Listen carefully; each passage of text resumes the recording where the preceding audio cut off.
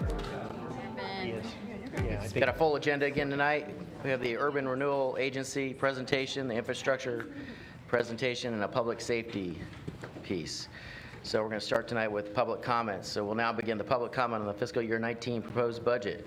Those wishing to speak during public comment must have submitted a completed request to speak form to the staff at the room entrance prior to the beginning of the public comment period. Please preface your statement with your name, city of residence, and for Eugene residents, your ward if known. You'll have 3 minutes to comment. There are lights on the timer. The yellow light will indicate that you have 30 seconds remaining, and a sound will indicate the end of the 3 minutes. We'll start with Paula Stout, please.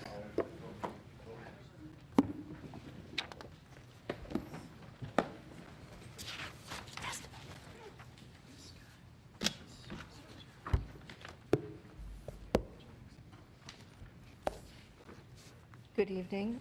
I'm Paula Stout. I'm a member of the Human Rights Commission's work group on poverty and homelessness. I am not here representing that group. I've written you a letter. I'm going to kind of quickly go through this letter. Some of you have a copy. One of you does not. I apologize. I'm here to comment on budget item number 60, designed to provide additional information on homelessness services. I think that this budget item will save the city money by reducing secondary problems created by being unhoused. Creating coordinated services based on issues as they emerge in the unhoused population is vital. Let me cite some examples from 3 years of volunteering in the community. Public health. In 2017, Whitebird and Occupy Medical informed the committee of a potential spread of communicable disease due to a lack of hand washing stations and the need for an increased number of porta potties. Further noted, and this is really strange living in Eugene, was a lack of clean drinking water. Because especially in the winter, the parks turn off water and there aren't toilets available and the drinking fountains are turned off. We've been supplying that water in bottled water for people who don't have access to safe water. That to me sounds very third world. A liaison to streamline coordinating city and county resources would be helpful. Public safety. The current park bond issue has passed. How will the unhoused community be treated? Where will they go?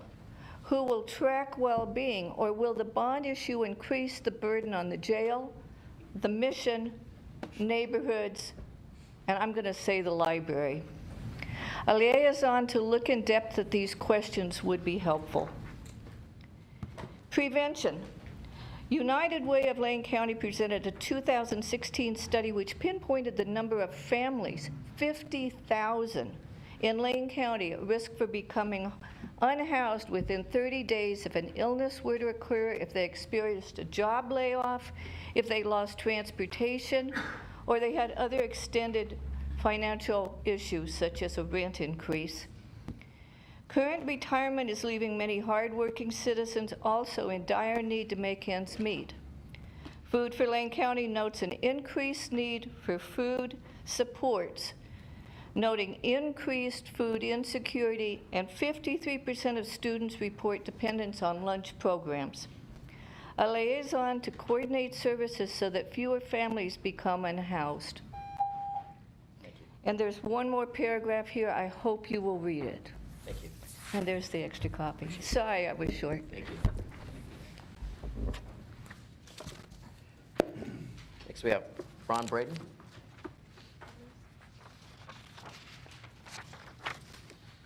No, I stood up last week. I hope it's okay if I stand up. I think if I sit down, I'll forget what little I have to say. I noticed that community justice was mentioned, and so I thought, well, community has many groups and people in it. It has young and old people, rich people, poor people, talented people, educated people, trained people, and old people. That's the group I'm in. I can't do much about it, but I'm a retired meat cutter. I'm living on pretty much a fixed income, and the The justice that I was thinking about was economic justice. After every session of the legislature, taxes, fees, salaries, maybe benefits go up, government expands, my disposable income shrinks. I can't do much about it, but I think myself, as a member, I retired and in a fixed income bracket, people who are in stagnant wage brackets, we're kind of victimized by this. It's the group that I'm in is different from other groups. I think all groups are the same and all groups are different, but I think one thing all groups have in common is they don't like to be picked on. So what I'm feeling picked on about is the shrinking of my disposable income and the ever-increasing cost of government, state government, county government, city government. So I don't know if it's going to be stopped, if it's going to stabilize, if it's going to ever change. When I was in retail, we had a kind of a ratio or a slogan, not scientific, but for every comment, positive or negative, there were 10 out there unsaid. So I'm thinking, I'm making comments, perhaps negative, perhaps positive, but I'm going to look for 10 other people who might share my opinion and see if we can do something about this ever-increasing cost of government. Seems to me that taxpayers are paying the brunt for a lot of things they have no control over. So that's my spiel. Thank you for listening. I appreciate the fact that I could get up and comment or complain, depending on your point of view. Thank you. Thank you. Next, we have Wayne Martin. If I may, I'd like to pass some handouts out before I start. I'll just...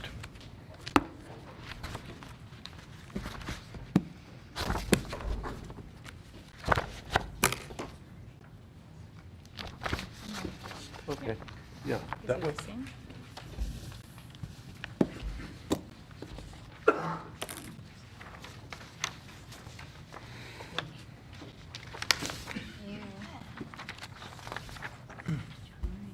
Another. Yeah.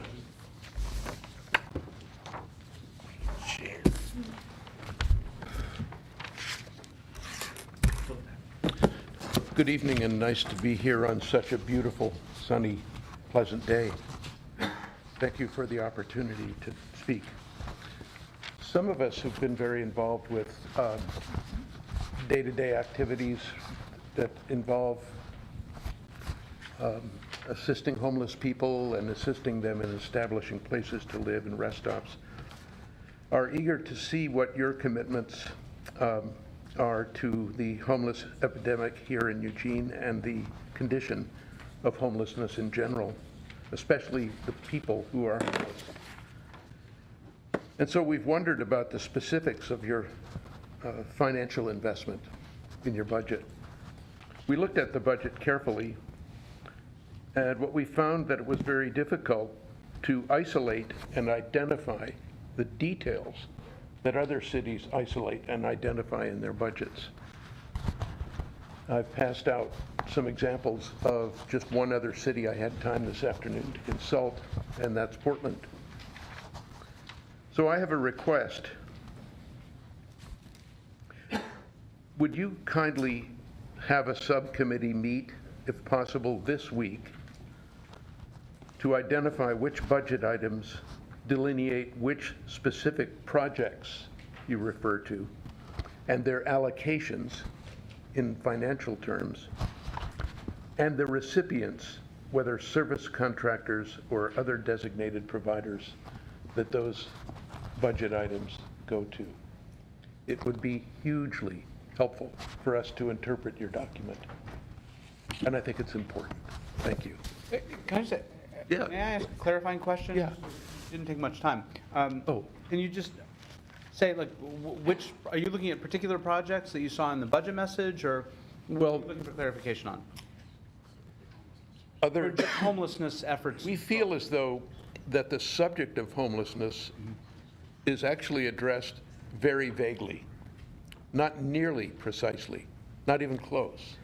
So please do a study, read back over that, and see if you can fine-tune this budget so that various categories are listed: rest stops, specific services, not general services, the monies that you give to the county to engineer what their programs are. We'd really like a better, more specified breakdown. If you notice in the Portland budget, page 1 is the one that has the blue line on it. That's actually page 1 of the budget. The highlights of their budget, if you read line 1, is the increased amount of money that the city decided to allocate to the subject of and the people of homelessness.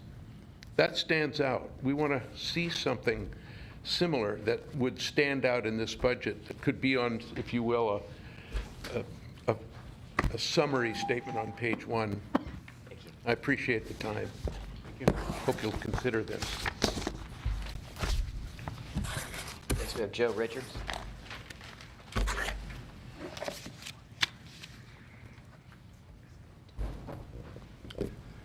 I'm Joe Richards. I've practiced law in Eugene for 64 years, and all that proves is I'm really, really old.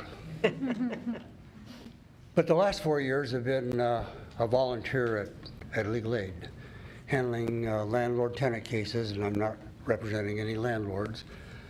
I feel like I'm really close to the homelessness issue. And then the last 9 months, I've been in the Nightingale Hosted Shelters Board. And if I had tried to figure out a question that was really important tonight, I'd have done what Wayne Martin just did. I think if there was maybe more visibility that would help of us that are working on this to know exactly what the resources are and how they're being allocated to each of the various aspects. It isn't just the homeless that are in the Nightingale camp out at Good Samaritan where they have 12 units out there. There are lots of others, and we don't know who exactly is competing for the dollars.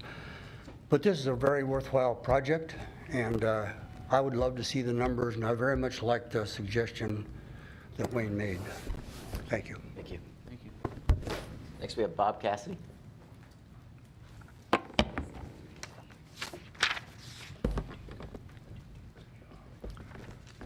Bob Cassidy, thank you. I was really pleased to hear last week that you were asking questions about getting additional income from someplace or even spending money to make more money. And what that raised in my mind was the money that was saved by investing in putting the 2 fire departments together. I think that figure was supposed to be about $2 million. Since we're not going to be paying money for a performance auditor, it doesn't look that way. That's the kind of thing that a performance auditor would do. I would hope that you would see to it that there's enough money in the budget to investigate the possibility of merging the 2 police departments. We have 2 new police chiefs right now. That's between the fire department and the police, we're told that's 70% of the city budget. We are a single community. We like to have different names, but we are. And with the growth of Glenwood, it's going to be even more so that way. It seems like an opportune time to look into the possibility of whether we can merge the 2 departments. Some years ago, I saw that the workforce in Springfield, 55% of them were working in Eugene, 72% from Veneta. Even the mayor of Veneta at that time was working in Eugene. We are a single community, even though many of us like to make big distinctions there. But the police department should be able to work jointly to a savings of money. And there should be enough money in that budget. That's what I'd want you to make sure of, that we could investigate that kind of thing. Thank you. Thank you. I'm sorry, I don't have this last name, but Lori, it looks like Howard, or, I'm sorry. Hi, everyone. My name is Lori Pauver. I think I've met or testified before some of you in front of City Council. Tonight I'm here, well, I'm at Lane County Legal Aid, although Pete and I did not coordinate our talks. In that capacity, one of my roles is I'm on the Poverty and Homelessness Subcommittee of the Human Rights Commission. And in that capacity, it was brought to my attention that in this budget, there is a proposal to have one full-time FTE for someone to address coordination and program implementation around homelessness issues and hopefully homelessness prevention. And so I'm really mostly speaking to support that proposal and just to say I can't, and I've only been at this job 6 months, but in that time I can't impress upon all of you, although you're more the experts than I am, the need for someone to perform this role, and of course in an effective way. And just a few things I wanted to mention on the scope of this person, because I read the paragraph job description, which all of it makes sense to me. I would like to make sure there's some recognition of the importance of recognizing human rights issues for people who are homeless. And certainly, you know, one thing that we all hear about from time to time is the criminalization of homelessness. So recognizing that being part of this person's scope. And also just the need for expansion of programs, not just management of existing programs, because as we've all seen with the point-in-time counts and other data, homelessness is on the rise. So certainly, I think we need to do more to address it and not just manage what currently exists. And then just two other points. One is for this person to also actively engage with people who are homeless and to not just limit their involvement to interacting with advocates and local officials. And then the only other thing I would say is I think it's important for this person to coordinate with county efforts so we don't have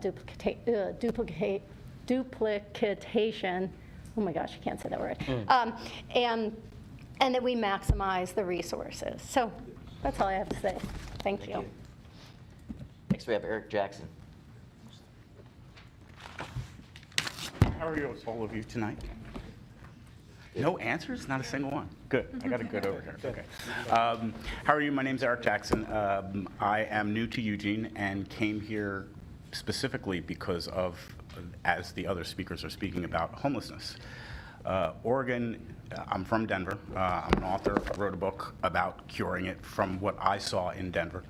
I got invited to the streets. I was homeless by choice. I wasn't homeless by circumstance. I had finance, I had job ability. I got invited outside.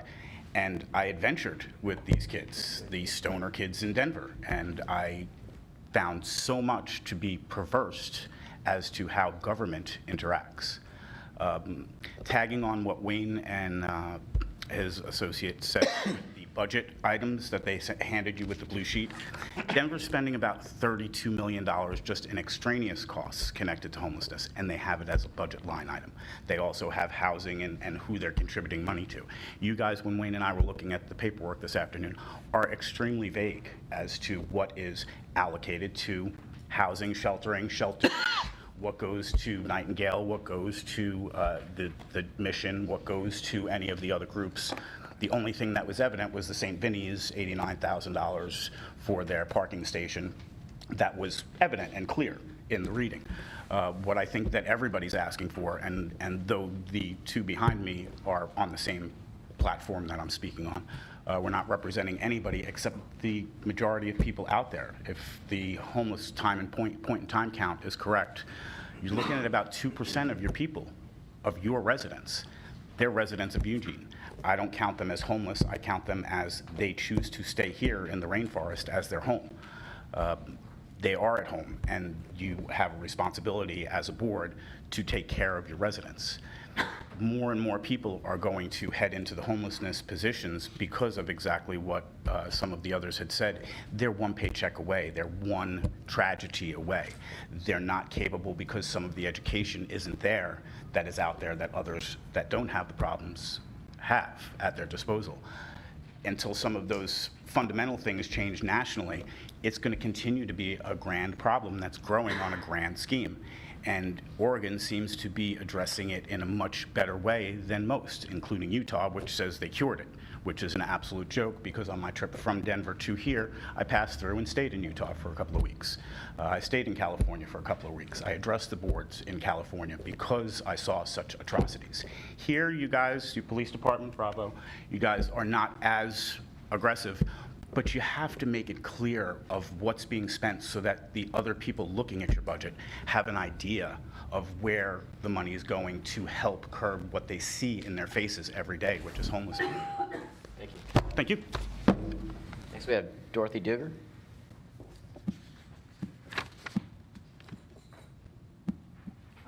Howdy.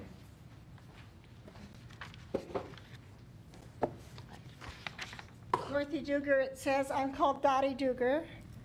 I live on Nelson Lane off North Gillum Road, and I've come to ask you to consider how you spend budget money for roads that are substandard for the new development that's occurring. In our area in particular, we have a strange combination of county and city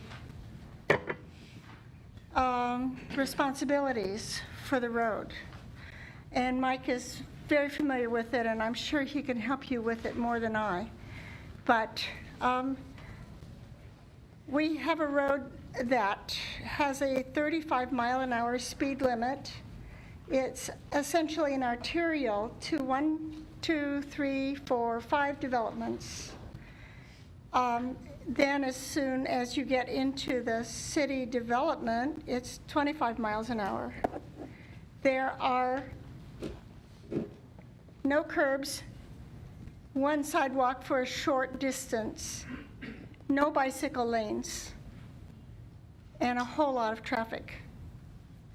I'm asking you to budget funds, and again, it's an opportunity to cooperate with the county to clarify and perhaps take ownership of the county space and spend the money that we need.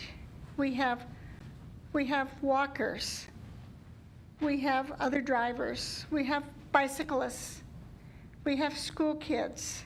The school bus comes to us even though it's quite close to a school because the road is so dangerous. We have pets. We drive on the streets. Some people are not particularly tuned into the fact that it is a neighborhood. And I know you've heard this before from many places, but it's going to take money. It's going to take a lot of money. And if you can't spend the money, at least you could begin spending the money to cooperate with the county on who owns what so we can move forward. The city council continues to allow annexation. 47 new houses will be built next to me next year, and they will go on Gillum Road. Gillum Road is about from that wall to here. There are deep ditches on either side. There's just literally no place to jump. If you haven't been there, please do take a little tour. And the last thing I want to say is I am so impressed by the other remarks that I have heard from my fellow citizens about a variety of subjects. Wow. I'm so glad to be a citizen here. Thank you. Thank you to all those that made public comments tonight. Really appreciate it. Okay, in your packet, there are minutes from the May 16th meeting. Are there any recommended changes or comments to those minutes? You have a motion, or you have? No, I want to make a comment about the comments. Can I make a comment about the comments? Sure. Yeah, a couple of things for the gentleman, well, Wayne left, but the folks that were talking about homelessness activities and breaking it out. Maybe Mr. City Manager, you could A couple months ago, there was a memo put together by the city manager's office that spelled out exactly what services we do provide and how much we're providing them. And Reagan Watches has put together a recent report on all of the homelessness and affordable housing programs that we have, which totals well over $5 million in the last year and a half. And both of those, maybe we can put those on the budget committee website so people can access them, so you can see exactly what it is. It's not part of the budget, but we've done that many times. You'll be able to see exactly what we were spending and on what the programs are. And then on the firefighter merger, Bob, it wasn't $2 million, is my recollection. It was about $825,000 or $850,000 that saved. And then on the police merger, I suppose, as soon as Springfield creates a police auditor office, then we can talk about a police merger. But I don't see that happening anytime soon, so I'm not sure that's a very viable thing going to happen in the near future. Thank you. Councilor Surratt? Yeah, thanks. I also wanted to respond to public comment. First, thank you, folks, for coming and making public comment. That is super important, and we appreciate it. In terms of the comment/complaint about increasing government costs, I will point out, I believe this is only the second year in the last 10 that our budget does not involve a cut in services. So we have shrunk city government over the last decade, and we are just only now at a point where we have some revenues to actually look at expanding some of our programs. And then in terms of the budget transparency, I do want to say I think it's rather unfair to compare Eugene to Portland or Denver. Portland operates much more akin to the county, and so they would have a housing bureau. We are not the housing authority for Eugene. Lane County is the housing authority for Lane County. And kind of along the lines of what Alan was saying, the bulk of our dollars that go towards homeless services and prevention really are programmed through the Human Services Commission, which is housed within Lane County, and we have representation on that board. So in terms of details on what social services are being funded and at what level and what do those programs do, that is available through the Human Services Commission in lots of detail. With a lot of accountability, but that wouldn't be housed within our budget document. So I appreciate Councilor Zelenka's recommendation that we do have a document that shows the breadth of work that we are doing, both in coordination with the county and our own efforts, and perhaps we can link that through our open budget platform. And then there are other things that we are funding directly, and that's why you see those details in the budget. So Cahoots is one of those things, and our community court, which are both related to our efforts to assist folks who are struggling. And lastly, if we were to employ a coordinator, they would absolutely have to work in close collaboration with the Human Services Commission, the Poverty and Homelessness Board, and Lane County in general, because they are really on point for a lot of service delivery in our community. Thank you. Josh? Yeah, thank you, and thank you to everyone who gave public comment. I just want to piggyback on some things Alan and Claire just said. So more generally, I have on a number of occasions over the last few years pushed for clearer connections between how we are spending our money and stated policy objectives. Just more generally, we heard a lot on homelessness in particular today, but I think in general we should be doing a better job of that, and I appreciate people calling that out specifically on homelessness. I think you just mentioned the possibility of having this in the open budget tool. I think that's a great place for a bunch of these things to reside. One of the reasons I advocated for that in the first place is that I've had a lot of people approach me over years saying they looked at the budget document and they sort of did a search for terms that were in normal English that they could understand, and that is usually a fruitless task. And so I think if we can make it more intelligible and get the connections, because we're not hiding anything, it's just in formats that are for people who deal with it every day, not for people who might deal with it periodically. So I think there's a lot of advice for us there. In addition to what was already suggested, I would just say, for the city manager, I mentioned a couple of meetings ago, I really appreciated what were the areas called, the city focus sections that you provided. I think those were great. They were very narrative rather than having a lot of numbers. That was appropriate for the task, but it would be nice if they connected more transparently to the parts of the budget that they represent. That's actually an almost Herculean task, I think, to actually connect them clearly. And it shouldn't be. It should be easy.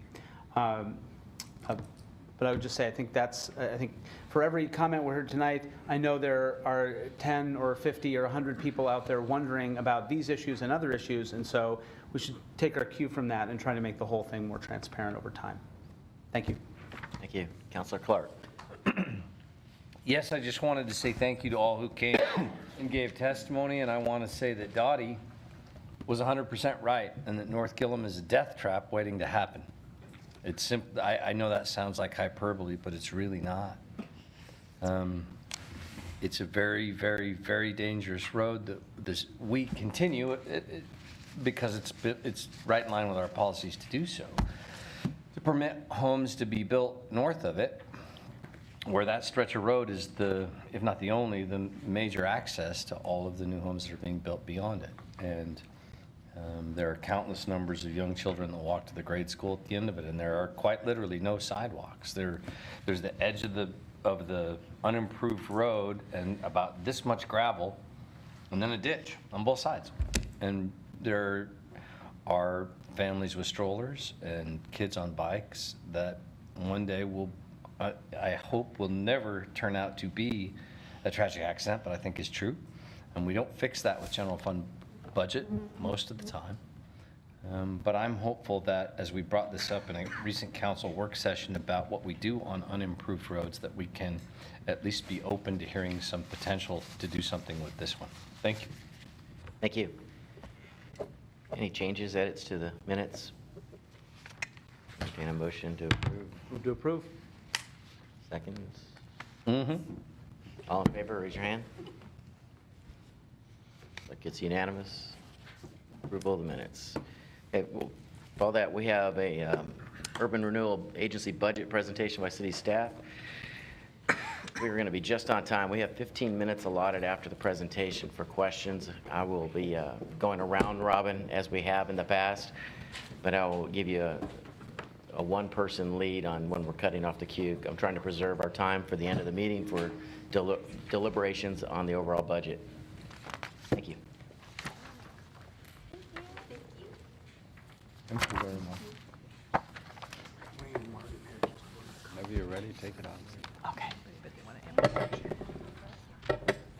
Good evening, my name is Amanda Noble Flannery. Huh? Is this a microphone here? Try again. Good evening, my name is Amanda Noble Flannery, and tonight I'm going to provide some updates on the urban renewal projects, and Maurizio is going to give an overview of the urban renewal budget. There are two urban renewal districts, the downtown district and the riverfront district. We're currently sitting in the downtown district, which is the orange one on the left up there on the screen. Each district has a city council approved plan that provides how urban renewal funds may be spent. For the downtown district, city council amended the urban renewal plan in 2016, which made 4 projects eligible for the agency board to use funds on. Starting with high-speed fiber, the agency and its partners, the City of Eugene, eWeb, Lane Council of Governments, and the Technology Association of Oregon, are constructing Eugene, a municipally owned broadband network to serve approximately 125 buildings. Eugene centers regional internet exchanges around a large interregional backhaul connection between Eugene to both Portland and San Jose, California, sometimes referred to as the middle mile, which ensures that our local network has adequate connection capacity. This urban renewal project benefits agencies beyond the downtown. For example, the Eugene School District 4J and Springfield Public Schools have new contracts for telecommunications service that's 10 times faster and half the price of their previous contracts. So far, 32 buildings are connected to the fiber network. Construction is expected to be completed in early 2019. The Riverfront District also has a small area within this initial phase of the fiber project. The second project focuses on park blocks and open spaces in the downtown district. Project for Public Spaces did the public engagement work in 2016, and last summer, using non-urban renewal funds, the city tested lighter, quicker, cheaper solutions of implementing some of the recommendations from the Project for Public Spaces. These implemented efforts will help to determine some of the permanent improvements made to the spaces, and project scoping is scheduled to begin this year. Moving to the third project, which is very closely tied to the Park Blocks and Open Spaces project. The Farmers Market project is about creating a more attractive and functional venue and a permanent home for the farmers market. In September, the agency, the city, and Lane County signed a purchase and sale agreement that would provide a site for a new county courthouse on the former City Hall site and provide a site on the current Butterfly lot for a new City Hall and farmers market. The agreement builds on the legacy of the park blocks as the original public square of Eugene. The county has run into some legal issues that it's working through. In the meantime, we're preparing, so we'll be ready once these legal issues are resolved. The project scoping will build off of the Project for Public Spaces outreach. The fourth project is the 1059 Willamette Street redevelopment across from the Lane Transit District bus station. The building is owned by Lane Community College. Several local entities have expressed interest. They're looking to potentially come together to create a multi-tenant facility that could house uses such as makerspace, education facilities, co-working space, wet labs, and affordable startup and art incubation space. The city has contracted with PNW Economics to review comparable facilities in other communities. The LCC board is scheduled to review the analysis at their June meeting. Once LCC determines the desired outcome and project scoping is complete, the agency board will have its first review of the project. Budgets for both districts include specifics such as staffing for project management, loan program, and financial administration, and legal agreements. Activities for the Urban Renewal Agency are carried out by city staff because the agency doesn't have any dedicated staff. The agency pays for space costs, overhead, legal services, etc., and this is all captured in delivery costs budgeted within both urban renewal districts. Moving on to the Riverfront Urban Renewal District, this map shows the district in gray, and future projects for the Riverfront District are primarily focused on the downtown Riverfront redevelopment, which is shown on the left side in pink stripes, and we purchased this property in April. Williams & Dame, a Portland-based developer known for high-quality urban projects, presented to the agency board on January 31st. I'll briefly review the overall proposed concept, and negotiations with Williams & Dame are underway. This is the proposed site plan. Williams & Dame is seeking to create a neighborhood on the river with a mix of uses tailored to complement the surrounding fabric. As in most neighborhoods, this development proposes mostly housing with a mix of market rate, mixed use, and affordable housing types, a hotel, and a neighborhood serving retail. Additionally, the development proposes public amenities such as a public riverfront plaza, an extension of Fifth Avenue to the river, restaurants, and commercial. The STEAM plan is not included in the Williams & Dame negotiations, and I'll talk about that in a minute. Independent of this development is the 3+ acre downtown riverfront park that the city is in the process of designing. There's a public event tomorrow evening from 6 to 7:30 at the EWEB headquarters community room. It's a family-friendly event. There's also a survey online at the city's Riverfront Park webpage, and the web address is shown on this screen. It's not in your printed handout at your places, but it will be in the PowerPoint that we post to the website for budget meeting materials. So back to the redevelopment proposal. The top rendering is a view from Fifth Avenue looking towards the river, and the bottom shows the view from the proposed public plaza looking south down the river. A few other riverfront projects are in the FY19 proposed budget. The Willamette to Willamette initiative seeks to connect Willamette Street to the Willamette River by making 8th Avenue a bike and pedestrian-friendly corridor.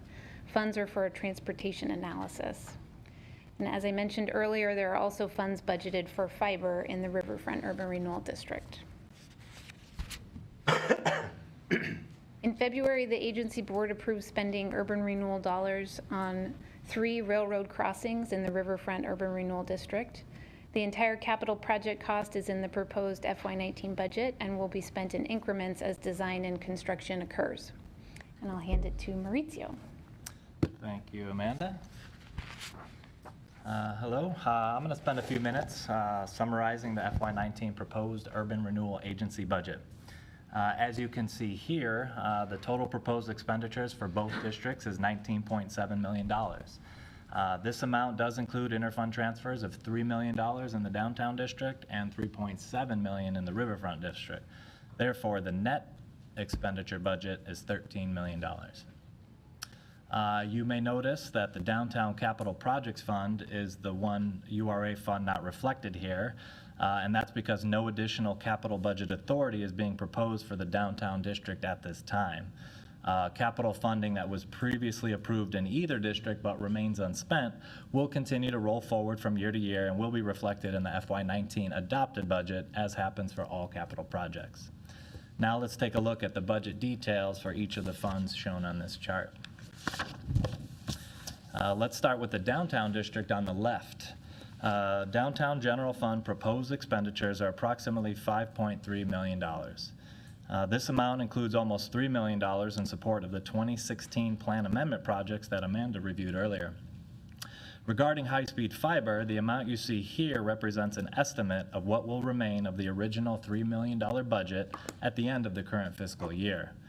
This remaining amount is rebudgeted in FY19 in order to continue work on this project. The Downtown General Fund budget also includes almost $2.4 million available to be loaned out for the Downtown Revitalization Loan Program. Although all available program revenue is budgeted, actual loan activity may vary.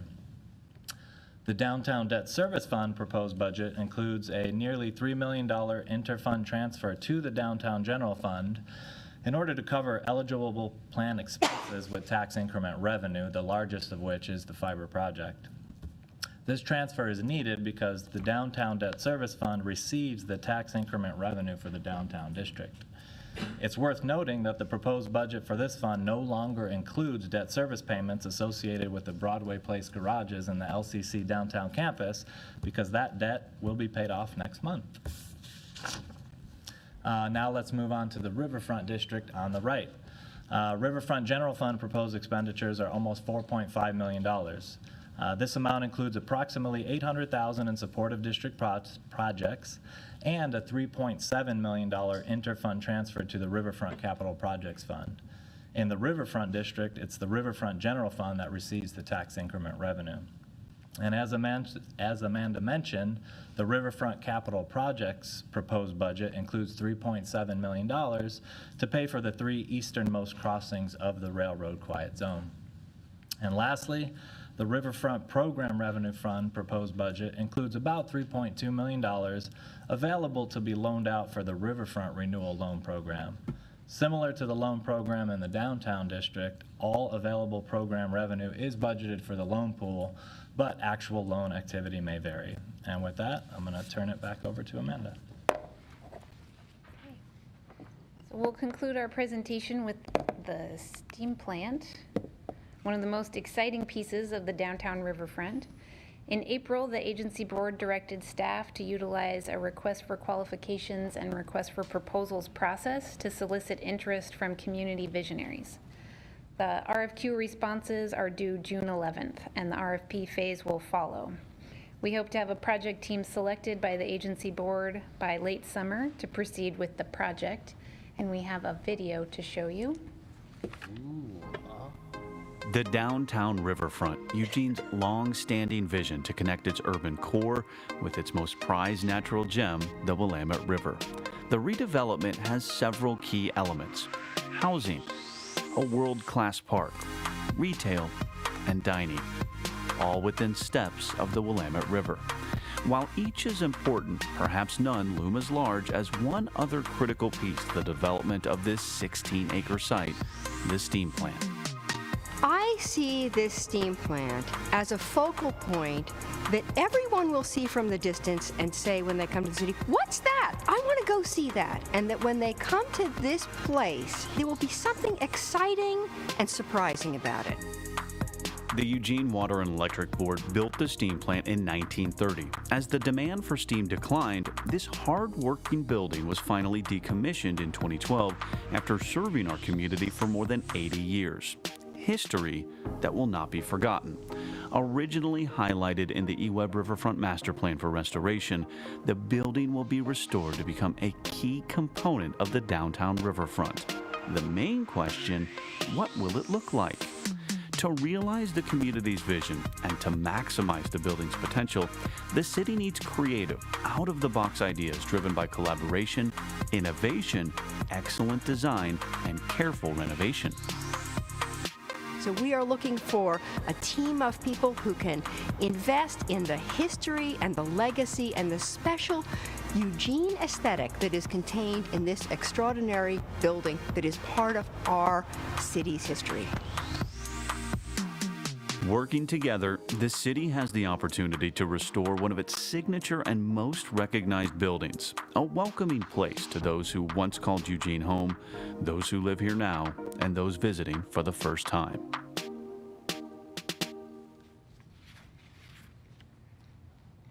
All right. Maurizio and I and the project managers for these projects are available to answer your questions. We have 15 minutes for questions and comments. We'll start with Councilor Clark. Thank you very much, both for the presentation. I appreciate that. Yeah. First question, after the 19 spending that you've laid out and that you have planned, what will be the balance under the cap for the Riverfront Urban Renewal District? So that would be about $17 million after the expenditures you saw there. 17 million. Do you have expenditures, certainly and obviously not committed in any way, but discussed or outlined of any round numbers you'd want to share for after 19 with that particular amount of money? They're not committed, I'm sure, but you have some ideas that when we build out the 17 acres, for example, there's going to be some needs. How much of that 17 million will you use? I'm looking over there at Denny too. Yeah, what I would say is, as you know, we're in the midst of negotiations with William and Dame. And part of that, as we know, there will be some need for the city or the agency to invest in that particular project, primarily in infrastructure. And we expect to come back to the council to have that conversation later this month. And so I'd be hesitant to put in sort of round numbers what may or may not be there. Sure, yeah. And that's an entirely reasonable and intelligent answer. I'm just asking the question to highlight the point, and that at this point in almost every other time I ask this every single year, this is a point where Denny says, but the council can always adjust the cap. So I just thought I'd say that too. Thank you very much. I don't have any questions. I'm going to take just a quick deep dive into one issue for the renewal and project for public spaces work for downtown. And this, I just want to address the issue of diversity in development. And I know I've brought it up at least one other meeting, but perhaps this has already happened, but it concerns me that there isn't money or specific plans that I've seen, and this could very well be just too far in the weeds, tied to some diversity in development. And it concerns me, there's been time since that, but I went to the Project for Public Spaces presentation, a lot of enthusiasm for it, and I asked a question that was met with silence, and it was really, how do you make sure that the development from the ground up is diverse? And because retrofitting diversity is really hard. And the answer was just, we got to get people there. And I spoke with other work that I'd done with the city about what does it look like to make sure that you have all sorts of different people running the businesses that'll bring people into these spaces. And it was sort of, well, if we can, we go to them, but we're not really experts in that. So it kind of turned into this checking the box. So I would encourage, and please, I'd love to hear if this is happening, but that there is some sort of strings tied to these development pieces that hold us. We have this commitment with the bottom line to do diversity, and that can mean a whole lot of things to a whole lot of different people. But are there any sort of strings tied to making sure that the money is spent in a way that benefits not just kind of the folks with the loudest voice, but folks who we really, like new folks to draw into these areas? Will Dowdy is the project manager for that. Hi, I'm Will Dowdy. I could talk about that a little bit. I think that as we move forward through these projects, there's an important point for community conversations, and that's where I see the most value coming to address the concerns that you've raised and concerns that other people have about a whole host of things. What I expect that we will do is lean on our Office of Human Rights and Neighborhood Involvement, who has a better understanding of the needs that are in our community and the resources available within the community to make these decisions and make them in an intelligent way. Diversity is a key value in our community, and so it's something that will be an important part of this project. So I don't have a specific outline of how we're going to get there, other than to say that just in the same way that we will be looking for expertise on a wide variety of things as we move forward with the projects, that will be an important part of it. Some of that work has been done with outreach to the Latino community in the Parks and Rec System Plan, and so the analysis that was done there really drew on some important things that will help make parks more welcoming to our Latino community. And so I think that's a template that we can follow to make sure that what we do downtown really does respond to the full diversity that we have within our city. Yeah, and I think that's a really great start. I sort of remain concerned. The Human Rights Office does so much amazing work, but they do it for everything and not just this. So it does concern me that a project wouldn't have specific resources sort of specific to the project allotted with that, because I think a lot of times things get discussed retroactively. So if there's, I would encourage, I think a lot of stuff doesn't get done because there's so much important things to be done. A lot of this extra, specialists are working on planning, and so a lot of this other stuff can take a back seat when it's not being done in the moment, and especially when there isn't any money tied to it. So I think my 2 cents, as not a planner, not someone working actively on the plans, but I think if there is money allotted to it, those decisions become a lot harder to sort of skip over and leave for later. Thank you. Thank you. Councilor Evans. I don't have a specific question, but I will respond to your comment. There is an effort going on now that we've undertaken over the last couple of years to diversify our contracting profile within the city. I don't remember out of the last 500 emails that I've had, which one that I can point to that specifically talks about the city's efforts in outreach and diversifying our contracting profile, but we are trying to build some equity pieces within the framework of how the city does business. And so I'm glad you brought that up, because that's something that I've been advocating for a number of years. And this is an ideal project, a riverfront project, where we can demonstrate some of that equity. There are tools that are out there that we don't have in place currently that I think can help us, such as developing an equity lens for this kind of work. But I think that that's something that the Human Rights Commission and other parts of the city can take, other departments of the city are looking at undertaking, particularly within the context of the framework of the work that we're doing with the CRO. So it is important that we try to engage as many women, minority, and emerging businesses as we can, and to get them within the profile of the city and working with the city. but we have some barriers that are clearly visible in our city that have made it difficult for us to be able to move that forward. But I think the commitment is there from the staff and the effort is being made. But I'm glad you highlighted this in this context, because we do need to do something with regard to the development in our urban renewal districts. Thank you. Jill? Thank you for your presentation, but I don't have any questions. Thank you. Thank you. Councilor Pryor? Great presentation. I'm fine for now. Councilor Zelenka? No questions? Josh? That was fast. Okay, just 2 quick points. The first one's a question. And let me just say, this is about fiber, broadband fiber investments.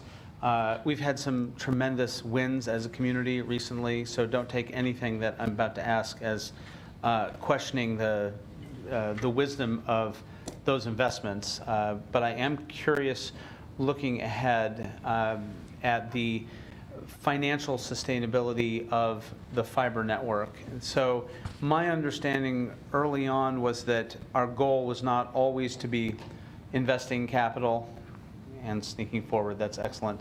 You might as well just get a seat at the table here. You're definitely going to want to weigh in on this. So, you know, we've been providing, I don't know exactly what the metaphors are, seed capital, you know, starting point, some momentum to this, but at some point there will be, I think we will want to be able to articulate to the community some kind of business model that works for it going forward.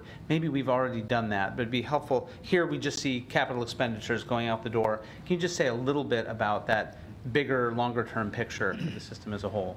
So the fiber network just covers the downtown. What we're paying is for the upfront capital cost, the actual infrastructure installment. The whole system is designed to be financially sustainable from that point forward. eWeb owns the fiber network, and eWeb has an ongoing system of leasing fiber to internet service providers that want to utilize the fiber. They charge on a half-mile basis. I think every year, or maybe every few years, they do a cost of service update to ensure that those lease rates cover the cost of operations, maintenance, and ultimate replacement of that fiber. And so that their lease rate is completely set up by eWeb and is designed to be financially sustainable over the long term. Covers replacement? Mm-hmm. Okay, that's great. And so but that money is getting socked away at eWeb, presumably? Correct. Okay. Okay, I guess that's helpful. I guess I would say we don't have a super clear line of sight. This is not to sound mistrustful toward eWeb. I don't mean it that way, but I mean, it'd be interesting given the size of the capital investments that we've made, pretty big. I don't know. I'll just sort of put it out there. Maybe it's for councilors to consider. We just want to know who's doing the accounting to make sure that that's in place. Always hard to make sure that capital investments over such a long time period end up working out. But that's exactly the question I was asking, so thank you. The next question was just about riverfront development. As we get closer to that, I would love to hear, and this is not about fiber, sorry. I'm not dismissing you. I don't know what to do. I feel like I was responsible for bringing you up here, and now I'm supposed to send her away. I appreciate Mike sort of calling attention to the long-term trajectory of urban renewal funding and riverfront. I think it'd be great as we get closer to development to hear a little bit about what the general fund implications of all of the investment there will be. We haven't always done a great job juxtaposing money that we are foregoing, say, in tax incentives of various kinds, like through MUPTI, with the future revenues. But here, since we are putting in so much money through the Urban Renewal Agency, again, probably all a good idea, it would be great to start having a sense of what the trajectory is for the Urban Renewal Agency as a whole over time. Yeah, I think that's a great point. There will be several conversations that will come forward over the next months. One is specific deal points around the Williams and Dane conversation, which the agency board will take up initially as soon as later this month, and then eventually there'll be the agency board has to agree on those deal points and then the actual agreement itself. Assuming that in and of itself doesn't take up all of the current capacity in the district, part of the question is, what do you do with the rest of those dollars, if there are any dollars? How would those potentially get appropriated or allocated over time? And so I think that also is a part of that conversation, to include what is the return on the investment into those projects back either to the general fund or the district. So I think all of those will be coming up over the next several months. Thank you. Councilor Taylor. Thanks. I don't have any questions. I'd just like to point out that urban renewal money is tax money diverted from the general fund and from other governments, in case anyone doesn't know that. Thank you. Sean. No questions. Councilor Surratt. No questions, but since we are highlighting the fiber project, I just always like to note that the intention was never for it to just stop in downtown and never go any further. That I think I'm seeing head nods from my fellow councilors. That part of our commitment is to find ways to continue that expansion so the benefits of that high-speed, lower-cost fiber network can be experienced by folks beyond downtown. So I just want to make that clear. Yep. Thank you. Liza. Thank you, but no questions. Councilor Sutton. Thank you. I'm just going to use this opportunity to say that if there's money left over from the urban renewal projects, I certainly hope it goes back to the general fund. Thank you. Thank you. John. Nothing. I'd like to give Mayor Venice an opportunity to weigh in. No, that's all right. Thank you very much. Thank you. And thank you for joining us by phone. Thank you. Okay, thank you. Takes us to our next presentation, infrastructure.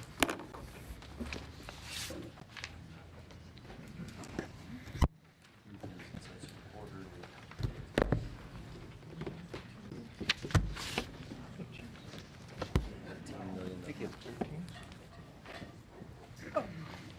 What do you know what you're doing under the cap?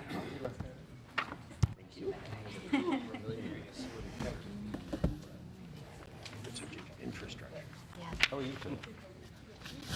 I'm just saying. Thank you very much. Yeah, right. Wow. It's like the never-ending. We're like, oh, okay. Home repairs. Yeah, right? Constant. Apparently what I And then go, but you're When did you mention? longer it goes. Yeah, you just maybe I'll just stand behind you. All right. Yeah, you can watch it tonight. Afraid we don't have any exciting videos or hanging baskets or anything tonight, but still exciting to me. All right. Good evening. I'm Jeff Perry. I'm the city's facilities director. I will be providing you information on the capital improvement program for public buildings, the current condition of general fund facilities, and related UNA requests. Today, I had Mark Schoning's here tonight. He'll talk a little bit about his presentation in a moment as part of it. The city maintains 111 general fund buildings totaling over 850,000 square feet with a total replacement value of approximately $350 million. The general fund is the primary source of funding for public buildings and facility preservation and maintenance, or preservation and improvement projects. There are two primary indicators that help us determine how we are preserving our facilities and following industry practices: the capital preservation reinvestment rate and also the facility condition index. This chart represents the annual capital preservation funding gap. When combined with major maintenance provided through the Facility Maintenance Division's operating budget, total resources dedicated to general fund facility preservation and maintenance equal approximately 1.7% of the value of the inventory of general fund buildings. This is below the lower limit of the range of 2 to 4% of the asset value, a guideline recommended by the National Research Council for the maintenance and repair of publicly owned buildings.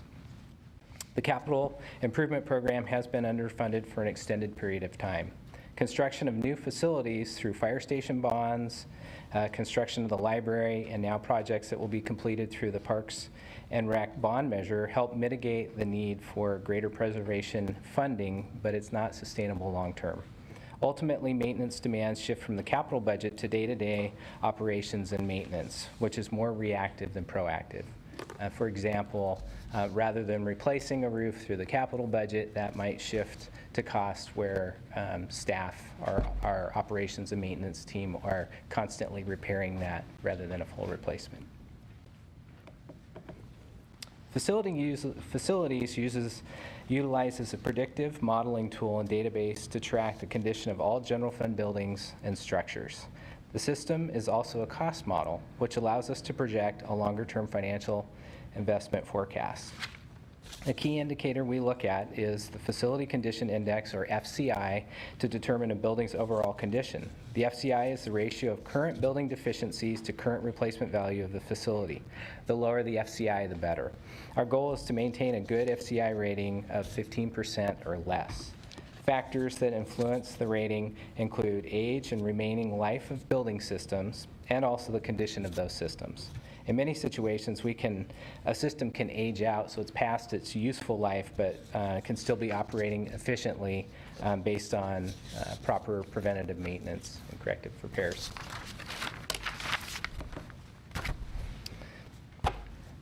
Oh, sorry. And so the pie chart represents all general fund buildings, and you can see about 2/3 are in good condition, about 1/3 are in fair condition and need some major maintenance. This pie chart represents EPD's total building FCI, and that includes their headquarters, the property and forensics site, and then also the special operations facility, sorry about that. And the red in the chart is actually the special ops facility. That's a site we've been looking at to replace potentially. It's actually probably not worth investing in due to the age of the building is very, very old. And we've been working with police on strategies around that. While a large portion of fires facilities are generally in good condition, we know that a number of stations are programmatically deficient and are likely due for major renovations or replacement. This is the one that's probably of the most interest to you. All of the facilities that fall below good condition are within the recreation division. The good news is that the recent passing of the bond measure will help address many of the deficiencies and help significantly increase the FCI rating and extend the life of these facilities. I think a lot of that is in the poor areas covered by the pool repairs as well. So our capital projects are prioritized using the following criteria. Health safety issues, so where there's an immediate safety issue, we address that. Facility preservation needs, so just the need of a roof that needs to be repaired or siding or whatever that might be. Available CIP funding and leveraging other funding sources such as grants or departmental funding, and then also meeting organizational needs and goals. And the last one there is really a triple bottom line analysis when we're talking about organizational needs. This chart represents deficiency by distress.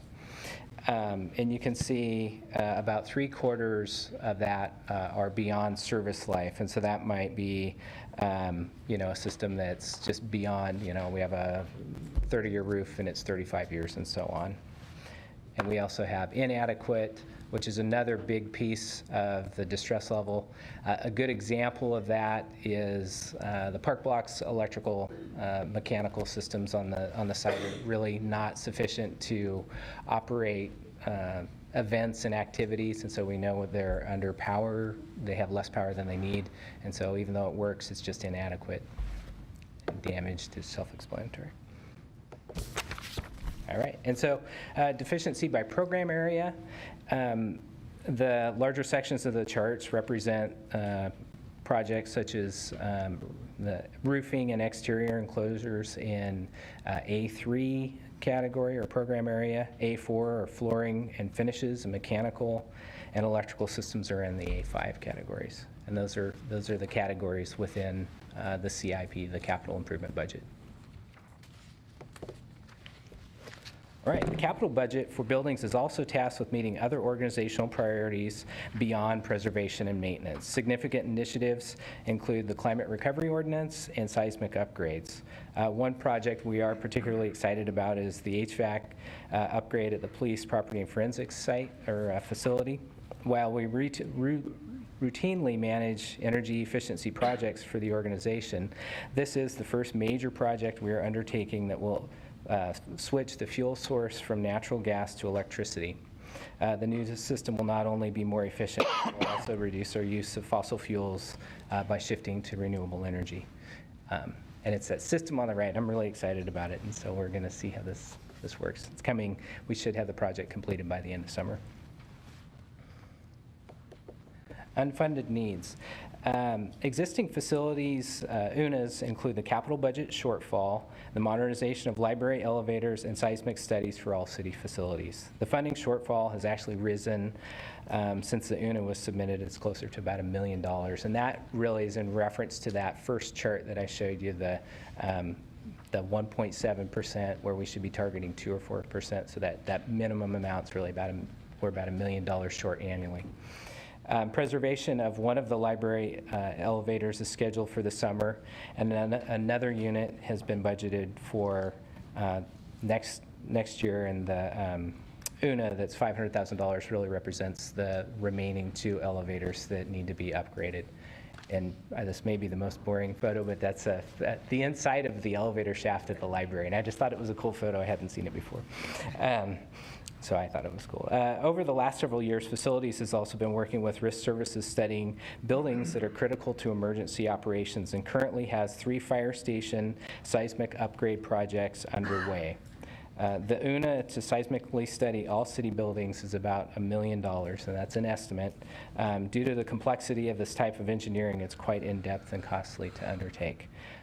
One thing I'll also add with our facility condition index and a lot of the work we've been doing over the last year is going to help us plan. We'll probably have more UNAs for you to review next year, and so we're excited about that information as it comes up. All right. Next, I'll hand it over to Mark. Okay. Thank you, Jeff.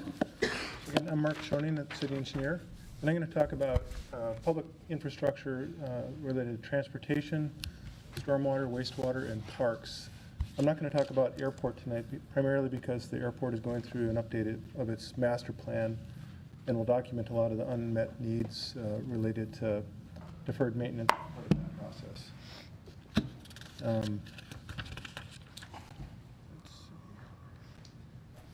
So I'm going to talk about the assets of each of these systems and then what are some of the unmet needs. So starting with the transportation, this is one of 2 pages. So we've got a lot of assets on the transportation side, streetlights, signals, trees, medians, signs. In the total replacement value of our transportation system is about $387 million. Our operating budget for transportation is about almost $15 million a year, and our capital budget is about $11 million a year, and the majority of that is focused on pavement preservation. And our funding sources for the transportation system include the city share of the state highway fund, which goes to our operations. We have a local gas tax and a street repair bond measure that are dedicated to pavement preservation. We collect transportation system development charges, a portion of which goes to preservation. And we also collect some miscellaneous revenue from permit fees. And we have a small amount of general fund for the transportation system that's not eligible for the state gas tax funds, which are primarily the off-street bike pass system. On the improved road system, we have we've been reporting to this well for 18 years now. So we have a backlog currently at $79.8 million, and this was presented to the council as part of the street repair review panel's annual report. And our goal on the pavement preservation program is to eliminate the backlog of reconstruction projects on the city street system and to prevent any new streets from going into the reconstruction category. So we do that preventative maintenance before a street has to be completely reconstructed. So on the improved road system, the annual need to meet that goal is $17 million. the first piece of that, so in 2002, there was no budget at all for pavement preservation. And so the first element of that was the reimbursement component of the transportation SDC. So a lot of folks, when they think of SDCs, they view it as simply as a fee that developers pay that drives up the cost of development or drives up the cost of new homes. But on the flip side, it's also an important revenue source for public infrastructure. And the two components of it are an improvement fee, which can only be used to add capacity, but the reimbursement fee can be used to fund any improvement on the system for which it was collected, any capital improvement. So for transportation SDCs, that reimbursement fee is dedicated to pavement preservation. And then following that, we had a $3 million local gas tax, and then we're on our third street repair bond. So those total, $12.5 million, and leaves unfunded need of $4.5 million on the improved road system for pavement preservation. On the unimproved roads, we have a maintenance backlog of $3.1 million, and that backlog is simply repairing or paving the streets. It doesn't include drainage or curb or gutter or sidewalk. And the fiscal year 19 budget action include increasing that current program, which is at $200,000 to $175,000, which would fully fund that program. And I wanted to note at this point, when I go through the presentation, there'll be several budget actions related to the transportation system, and it's tied back to during the last legislative session, there was an increase in the state transportation funding, which cities and counties shared in that, so it increased our revenue stream, so we incorporated several budget actions into FY19, and I'll cover those. A lot of them are related to maintenance, some of them are related to Vision Zero implementation, and so they're not tied to the deferred maintenance question. Sidewalks, access ramps, and accessible pedestrian signals. So in the FY19 budget action, for a 2-year period or a pilot period, we're increasing the funding for sidewalk repairs. So the urban forestry piece, when sidewalks need to be repaired, it's the responsibility of the adjacent property owner. The city covers the cost of any issues related to trees or any tree work. And then the property owner covers the concrete work. And in most cases, the property owners ask the city to do the work, and then we bill back. So it's a revenue-backed program. The unfunded need is related to access ramps or handicap ramps. So we have close to 13,000 in the city. Most of them don't meet the current ADA standards. So we've replaced probably 1,000 of them as part of pavement preservation projects and as part of the West Eugene MX. So if we have to replace, and we'll continue to do 300 to 500 a year as part of pavement preservation. But if we wanted to do another 200 a year of access ramps and then 6 retrofits of existing signal systems to make them with the accessible pedestrian heads on them, that would be another $1 million a year of unfunded need. I just need to ask a quick clarifying question, and I don't mean to get you right in the middle, Mark, but if as you go, you can call out where this relates to the bond measure and where it doesn't. I mean, I guess maybe it incorporates all that, but do you know what I mean? Like I'm wondering in some places if this already, I know it's 6 months ago, but like does this already include all the planned revenues from that? And maybe it does everywhere? Right. So the street repair bond, if I go back to that earlier slide, it's one increment of the pavement preservation program. And then the other piece, and as part of, it's a regulatory requirement that when you do that type of work, you have to meet the ADA. So even though ramps aren't pavement preservation, because we're doing that pavement preservation work, we do the ramp work with the pavement bond measure funds. So that's really the only place. The bike ped work is really about new infrastructure. Okay, that's helpful. Thank you.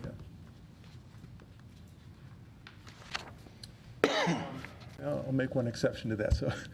So on the shared use pass, as part of our pavement preservation report, we identified 4.3 million, or excuse me, 4.3 miles of the off-street pass system that needed major reconstruction, and that's a one-time cost of about 6.8 million. And we have used some of the bike ped component of the pavement preservation bond measure for that work. And we've also used federal funds for that work. And then the unfunded need around maintenance is 50,000 annually. On signals, street lights, and signage, the budget actions, and again, this is from that new revenue source, so it fully funds over a 10-year period the replacement of the traffic signals that are strain pull, so that it's the ones that have a cable across the street rather than a mast arm, and then the controllers with it that operate the signal system that are obsolete. And then unfunded need is really the second phase of replacing our street lights from high pressure sodium to LED. So the first phase was done on the local street system, and the second phase is on the arterials and collectors. On bridges, our unfunded needs on capital preservation. So most of the capital preservation on bridges is funded through with federal funds that are administered by ODOT. So in the current year budget, fiscal year 18, we have I think $4.5 million to do work on the maintenance work on the Ferry Street Bridge and the viaduct. We've got an application in that's $1.5 million for Bertelson Road over Amazon Creek. And then on the shared use path, it's $310,000. Preventative maintenance on the roads. We don't have a number for that, but we do a biennial inspection of all of our roadway bridges. So I think in our going through this process of putting this presentation together, recognizing that we need to, as we do that biennial analysis, we need to put a dollar figure to what that preventative maintenance is. And then on the shared use path, it's about $100,000 a year. On the seismic strengthening, we've gone through 2 phases of looking at all of the bridges. We looked at 56 bridges and evaluated them for seismic strengthening needs, and 23 of those bridges need some sort of seismic strengthening. The major cost is the viaduct, which is about 21 million of that 39. The rest of the bridges are in the $500,000 to $1.5 million range, so it's doable projects, and are in this next round of federal funding that's allocated by our Metropolitan Policy Committee. We're intending to submit funds for strengthening of 3 bridges. Street trees, I think that first slide, we have over 100,000 street trees, and this is the unfunded. Well, we have a budget action of 150,000, which meets half of the unfunded need of 300,000. So 150,000 is still unfunded. On the stormwater system, these are the inventory of our assets. The replacement value of those assets is about $79 million. Our operating budget's about $14.5 million, and it's funded primarily with stormwater fees. And our capital budget is about $2.6 million a year, and that's primarily focused on rehabilitation of the pipe system, which a lot of that work is focused on streets that we're planning to do pavement preservation work on, and then restoration and stabilization of our open channel system. Unfunded needs on the stormwater side is about $10 million on the pipe system, and then assessment work on that system as well, and then one-time funding for repair of stormwater inlets.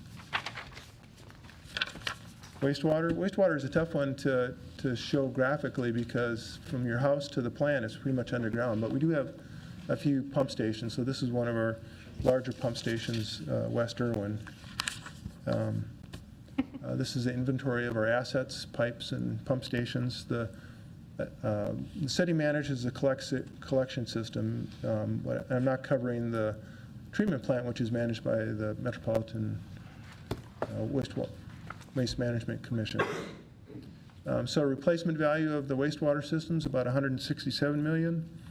Our operating budget's about $8.6 million. In capital budget's $2.5 million, and that's focused almost entirely on renovation of the existing wastewater system, pump stations and pipe.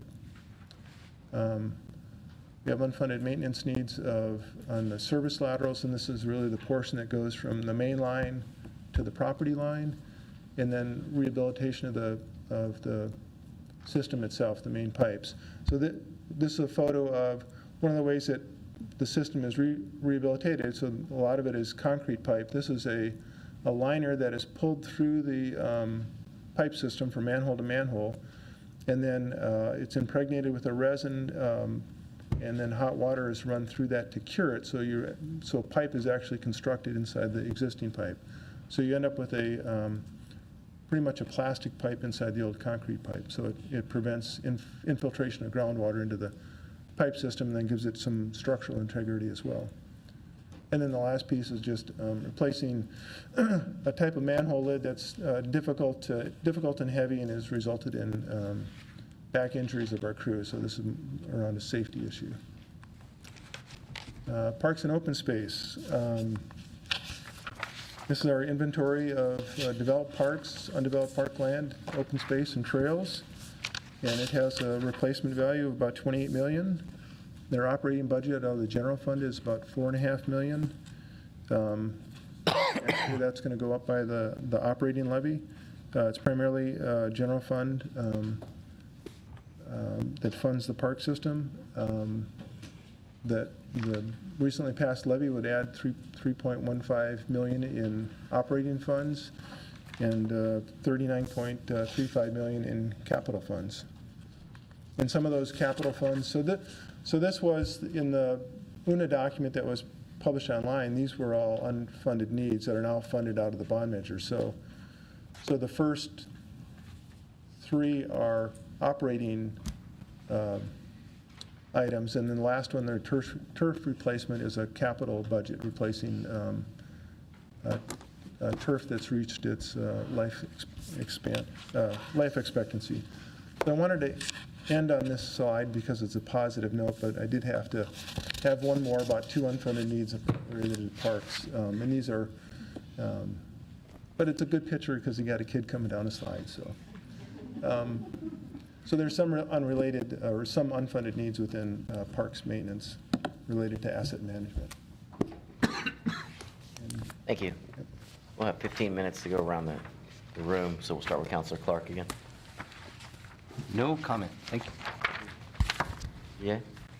Yeah, I had a question. Now I just have to find it. It was on streets. Where did I write that? It was on unimproved roads. You said there was 3.1 million of backlog, but that it did not include bringing them up to city code. Do we have any idea of what that number would be? Yeah, it seemed to me it was in the $60 million range. And there's a council work session planned for next month, so I'll be sure to have that. I think that's pretty close, but I'll have that number close. Thank you. No questions about what you presented. That was really helpful. Thank you.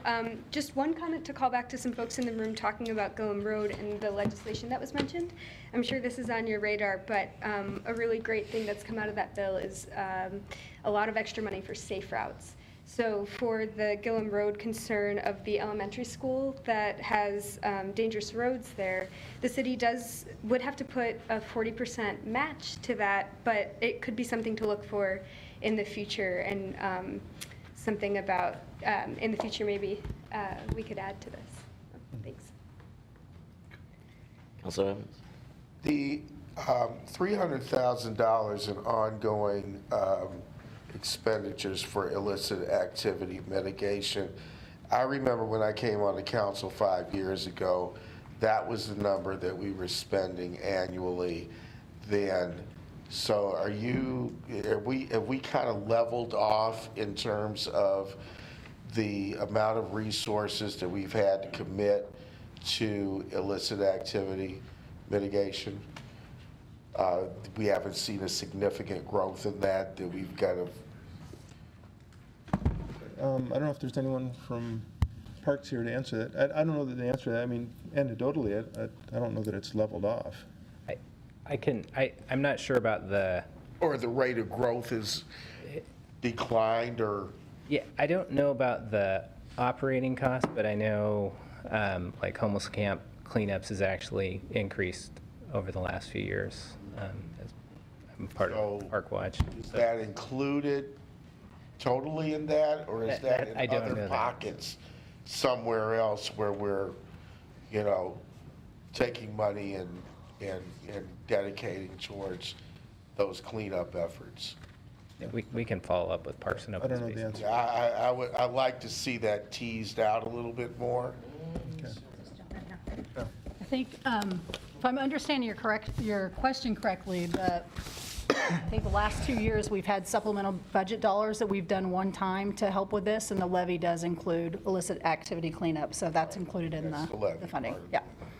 But I mean, are we seeing, I'm trying to tease out whether that, the Growing. bottom line is growing or is it not growing? I would say that it's We're been kinda growing. Feeding the beast with some one-time monies, but overall, you know, we're going past that 300,000 mark. Correct. That number's been going up, and I think that's what we built in with the levy, and we hope that that can kind of level off and go down with some of the work we're doing across the board on community justice issues and partnerships across the city. So then what's the actual cost per annum? I'll have to get back to you with that exact number. I think that's important that we know that. Part of transparency. Jill? Thanks for your presentation. The capital preservation shortfall, is that remaining stable, or would you say over the years? It's increased. I would say, part of it's not. Yeah, I have to think about it, but inflation is a big factor, Okay. and so that's made that gap grow a little bit bigger. Right. So what can be done about that? Because that to me has always been an issue, and what the budget committee could do, or the city council could do, or how can we be a part of that? Because it seems when we have these beautiful assets and then we can't preserve them, it's just not good. So what are your thoughts on that? I'm not sure. I mean, it's more of a funding strategy, and I would probably defer to. Does the bond money help with some of that? It does. And so bond, as I mentioned, the bond measure helps significantly. And recreation, those facilities are probably in the worst condition out of all of our inventory. And so that's a big, huge improvement for us. That's going to take care of quite a bit of it, or Yeah, part of it. Yeah. At least as it. Yeah, it will. But just kind of, I mean, that gap includes not just capital, but also the operating and maintenance of the buildings as well. So there is still a gap there, just, from when you think about it sustainably, it's still a challenge. I think part of that will be, as new facilities come on board, or others have been come on board the last many years. The 300 Country Club of Police is a good example of that. It improves the capital side, and at least initially the maintenance side sort of gets improved, because you have a new roof, and therefore you don't have to replace your roof for a while. But I do think your point's well taken, that over time, just like any other asset, whether it's a road or a park asset or a stormwater pipe, you have to eventually figure out how to sustain the ongoing maintenance and replacement of those assets. And so all that's true, and I think it's a continual sort of every year and every look ahead cycle to decide how much we want to invest in those on an ongoing basis. So when you do the budget every year, I mean, do you look at things that, okay, these have to be done? If these things aren't done, then we're going to lose the asset, or it's going to cost twice as much? I mean, is that just part of the analysis every year as far as prioritizing these projects? It is. And I think we end up, in a somewhat reactive approach. And so, a leaking roof's the best example. We know, if it's not addressed immediately, it'll affect the overall asset. And so, we're very responsive to that. We always make sure our buildings are operating. We have a great staff, and they know what they're doing. But it is a challenge, and just long term, we do worry about those things. I think you might note that for years there's been a general policy when we come back for supplemental budget 1, which is that marginal beginning working capital, that unanticipated net new money, if there is any, that generally the first $900,000 of that gets put towards capital preservation, improvement, those kinds of things. There have been times through the City Hall conversation about earmarking a portion of that towards a new City Hall, but there has been that $900,000 that, as a somewhat matter of routine, comes back in supplemental budget 1, assuming that there are those dollars available to do that. And then during the recession, you might remember, we did actually reduce some of that in order to not have to eliminate something different. And so, so there were a few years during the recession in which sort of some of that got behind a little bit. And so eventually we're going to have to pick up on that as well. Thank you. Councilor Pryor. Yeah, great presentation. Actually, something that John said was kind of what I was going to ask about. I can recall that for a pretty significant period of time, whether it was through council decision or budgeting or whatever, a lot of maintenance got deferred. And so a lot of things fell off of the, needs to be just regularly maintained into this asset is deteriorating and we're not doing anything about it. So we're looking now at trying to do, it's just like with roads. You've got your yearly maintenance, just what you have to do every year to keep things going. And then you have the backlog. And the backlog, we know, we've talked about that with regard to roads, but we've also got a backlog with regard to facilities and other things. The question I'm getting at is, are we at the point with our yearly maintenance budget, with the amount we budgeted for yearly maintenance, that we've stopped things falling off into the backlog, or is there still a deferred maintenance gap? In other words, we're spending X amount of money on regular routine maintenance of facilities to try to keep them going, but there's still stuff falling off because we just don't have enough money to ensure that they're getting done. Are we still in a deficit position with regard to that, or have we pretty much arrested that falling into the backlog? I'd have to look at that closer. I think, like with the bond measure, that'll help a lot, so then we can concentrate our effort on other sites, more so, since we have some funding to address some of those issues where maybe we were spending a lot of money operationally and in smaller projects, and, we'll go in and replace a, roof or siding or whatever it might be, and really, free up funding for doing other projects. And so I think that's what's kept us going, to be honest. And, moving out of City Hall actually was a big advantage, because that was a really expensive facility to maintain, and it had a lot of issues along those lines. And so I think we're doing okay from that standpoint, but long term, it's, or longer term, it's going to be an issue if we don't address that. I mean, if you look at some of the major systems that are coming on the horizon that are due, like the Holt Center, that's a HVAC system that we know in the next probably 5 years we'll need to address that, and it's a pretty costly system. And so there's some things we need to start thinking about planning for. But as I mentioned in my presentation, this last year we've really gone through and done a thorough analysis of all of our general fund facilities and really taking a look at those systems and the age, the condition of them, and we're working through that. We're kind of on the tail end of it. We feel really good about the information, and for the next, the next fiscal year, we'll have more UNAs for you to just kind of see and evaluate, going forward. So if we know there's a multi-million-dollar system coming up, that's one of my goals, is to be able to illustrate that much better. Great. I'm very concerned that as a responsible public official, I don't want to keep deferring maintenance to create larger headaches later on just in order to make things look good this year. And you raised a point too, then just, I don't know if you have it off the top of your head. If you do, that's great. If not, I'd be curious later on. You talked about the old city hall. And this actually relates to the previous discussion. When they deactivated the steam plant, we no longer had heat for City Hall.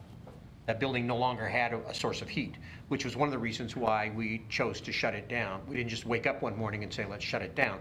We no longer had heat. If we were to have purchased a new furnace and heating system to go into that building, do you have an idea off the top of your head what that would have cost? 50 mics over there. I don't, I can get the number. We look, you know, it was, I don't know. I'm trying to, I've heard the number before, but I can get that back. I'd be curious to know because, you know, that would have been a significant, I'm guessing it's in the millions of dollars. It's like Most likely. Yeah. You know, So we would have pretty spent millions of major- dollars for a new heating system in a cinder block building that was still a cinder block building. Yep. Okay. I'd be curious to know what that number was. Yeah, yeah. Thank you. Yeah. Tens of millions. Councilor Zelenka. Well, Mr. Penwell's back there. He probably Yeah. knows that off the top of his head. 50 million, isn't it? We'll be happy to get back to you on that. Yeah, well, and it wasn't just the heating system, it was the electrical system, the plumbing system. Every single system was really old and dire need of complete replacement. So that was a big part of the get rid of it, because it was cheaper to rebuild. Jeff, did you say we have 850 buildings in the city? So we have 111 general fund buildings, and the total square footage is just under 1 million. You know, it's like 850, 900,000, I think. There's about, square footage. There's about double that if you count non-general fund facilities. So the airport, wastewater, some really big sites. And so that's the other big piece of it that's not managed through, you know, they're not general fund, they're not managed through our division, so. Okay. But maybe you can correct my math if I'm wrong. I was kind of, as you were saying, the value of replacement, Mark, is 358 for buildings, 378 for transportation, 167 for wastewater, 28 for parks. Is over $900 million worth of assets, plus all of our equipment is well over $1 billion in assets that the city has that we have to maintain and replace on an annual basis, which is a pretty significant number to be working off of, which is kind of why we're behind most of the time, because it is a substantial business enterprise that we have to take care of and maintain and replace.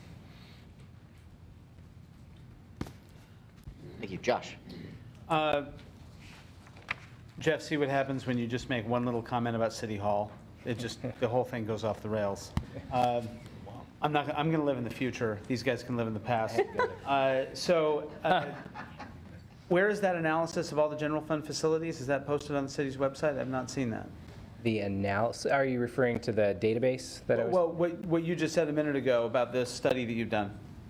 Yeah, it's our e-comment system, and so we have a database that we track the condition of all general fund facilities, and we look at each of those systems, and you know, they're rated on age and condition and so on. And But it's an internal system. It's not.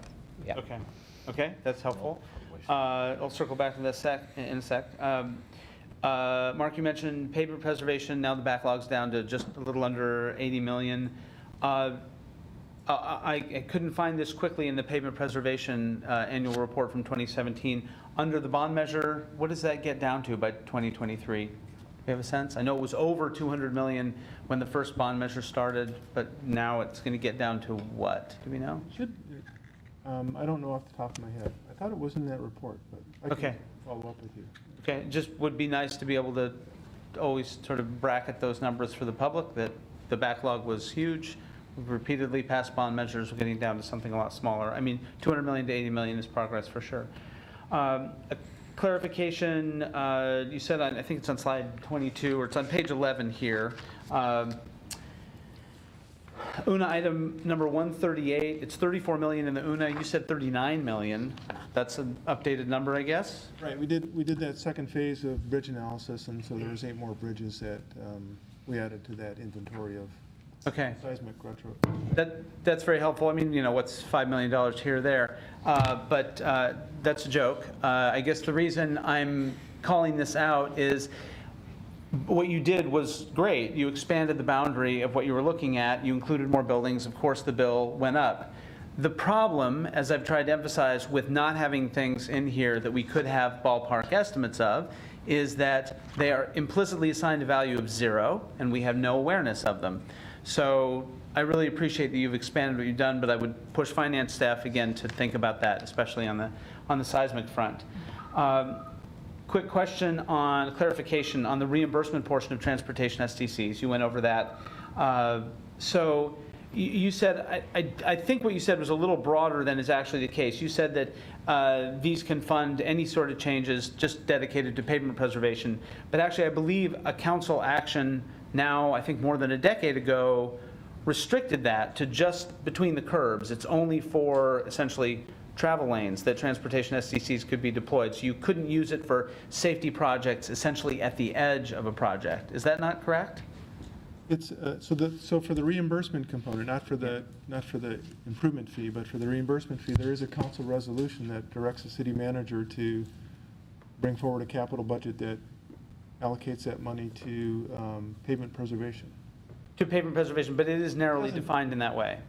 Right. Yeah, I guess I'm just calling this out for counselors. You know, if you want to, say, worry about the climate recovery ordinance implementation, or you want to worry about safety, you could lift this requirement that transportation SDCs, the reimbursable portion of transportation SDCs, be spent only right there where cars go, essentially. So I think that's worth considering. And on the second round, I'll give you an estimate of that crazy number I keep asking for, but I'll leave you in suspense until the round's over. Wait. Thank you, Betty. Councilor Taylor. Thank you. I just have a few simple questions. First, I was going to ask before Greg mentioned it about, do we really have $300,000 worth of illicit activity? I can't, it sounds like a lot, but I assume that you say we do. That means. Way more than that. Yeah, more than that. Okay, I won't ask you what the illicit activity is right now. I have a question about elevator repairs. The elevator in the Overpark, it's been working for a long time now, and people have been accusing me of being responsible, I mean, jokingly, and now they're congratulating me because it's working. But my question is, when it was repaired and it only lasted a few days, did the city have to pay for the next repair? Well, we had a service agreement, and so the contractor would, you know, when an issue came up, they would come out and you know, it was a monthly fee that we paid. And if it was an elevator failure, then it was on them. If it was vandalism, then the city paid for it. But we've switched contractors, and I'll let you take all credit for that if Thank people are complimenting you. I'm happy to hear that. I know the parking garages were a big issue for a long time. It is working now. Another thing in that garage, I see there are new lights. Yes, yes, they did several LED upgrades. They look great. I just noticed it a couple of days ago. Good. We are working with parking services. In addition to the library elevators, we're working with parking services on modernizing 3 of the garages, Parkade, Overpark, and Holt, I think, if I remember right. And so even though the lifts are working pretty well right now, we're also doing a modernization project, and so they'll be even in better shape really soon. So. Thank you. You said road funds will be used for the quiet zone. Is that for part of it? Is that correct? Right. Which road funds would those be? From the levy or from? That would be from the increase in the state highway fund and the city's share of it. The state money. Thank you. And I have another question. What was that? Oh, I guess that's it, road funds. That's all. Thank you. Thanks for the presentation. Just a couple of questions. Curious on the funding gap slide, why did the value of the the replacement value of the buildings drop in 2017 pretty substantially and then go back up. Was there a reason for that? I'd have to take a look. I know, like, not to, 2017 doesn't add up. I know when we moved out of City Hall, that affected it. We also, I think it has to do with the value, when we went through and like every 5 years, we basically evaluate all of our buildings. We used to call it the facility condition report. Now it's the system, and basically the same information's in it, but it's just more dynamic and it updates. And so when we went through and did that evaluation again, I think it probably recalibrated on the value looking at those assets. I can confirm that though. Okay, just curious. And then, so when we look at that gap, I guess, and this is an assumption, so correct me if I'm wrong here. What you're saying is the lower bound of the recommended spend on capital preservation is 2% of the replacement value, and it can be as high as 4% is kind of what's recommended. And my assumption, this is where I could be wrong, is that's sort of the sweet spot of a stitch in time, right? So if we spend adequately on replacing systems, we're going to have a savings on maintenance costs. And so when we look at that gap between 5.5 and 7.2 million in 18, is it fair to say that if we were to allocate an additional $1.7 million to meet that 2%, that we would see that level of savings, if not more, in maintenance costs? Or are there other reasons to be spending additionally towards that capital preservation? I'd have to take a look at that. That number actually represents, so when we talk about the recommended, that 2%, that includes the capital budget and also our operating and maintenance costs together. And so it is a little bit of both. So I don't know if you spend a little more here, this one, it would certainly come down, but I don't know if I could project that or not, but we can take a look. So, because I'm sure when you guys are analyzing kind of how much you're going to spend and on what areas, you're looking at, well, we want to prioritize these areas because it's a safety issue, or there's just a huge savings in maintenance costs that's going to offset that cost. So just curious about, I guess, how we've arrived at 5.5, and should it be a little less than that potentially, or a little more than that? Because 7.2 is just sort of a pretty general guideline. It's a budget target when we talk about that, and so it is. We kind of look at that like the budget target, and then actual when we talk about the facility and condition index and that database, that's almost like the actuals. And so that would be the best way I could compare them. I do know, if that increased, we would see savings. Not just, it would be operational savings from the standpoint of, you have the reduced maintenance costs, but also utility costs too. So those systems would be running more efficient. You'd probably have the opportunity to upgrade some HVAC systems that we've probably extended the life on, and they're working pretty well, but we know we could come in and do something more efficient. So. Okay, great, thank you. Councilor Surratt. Thank you.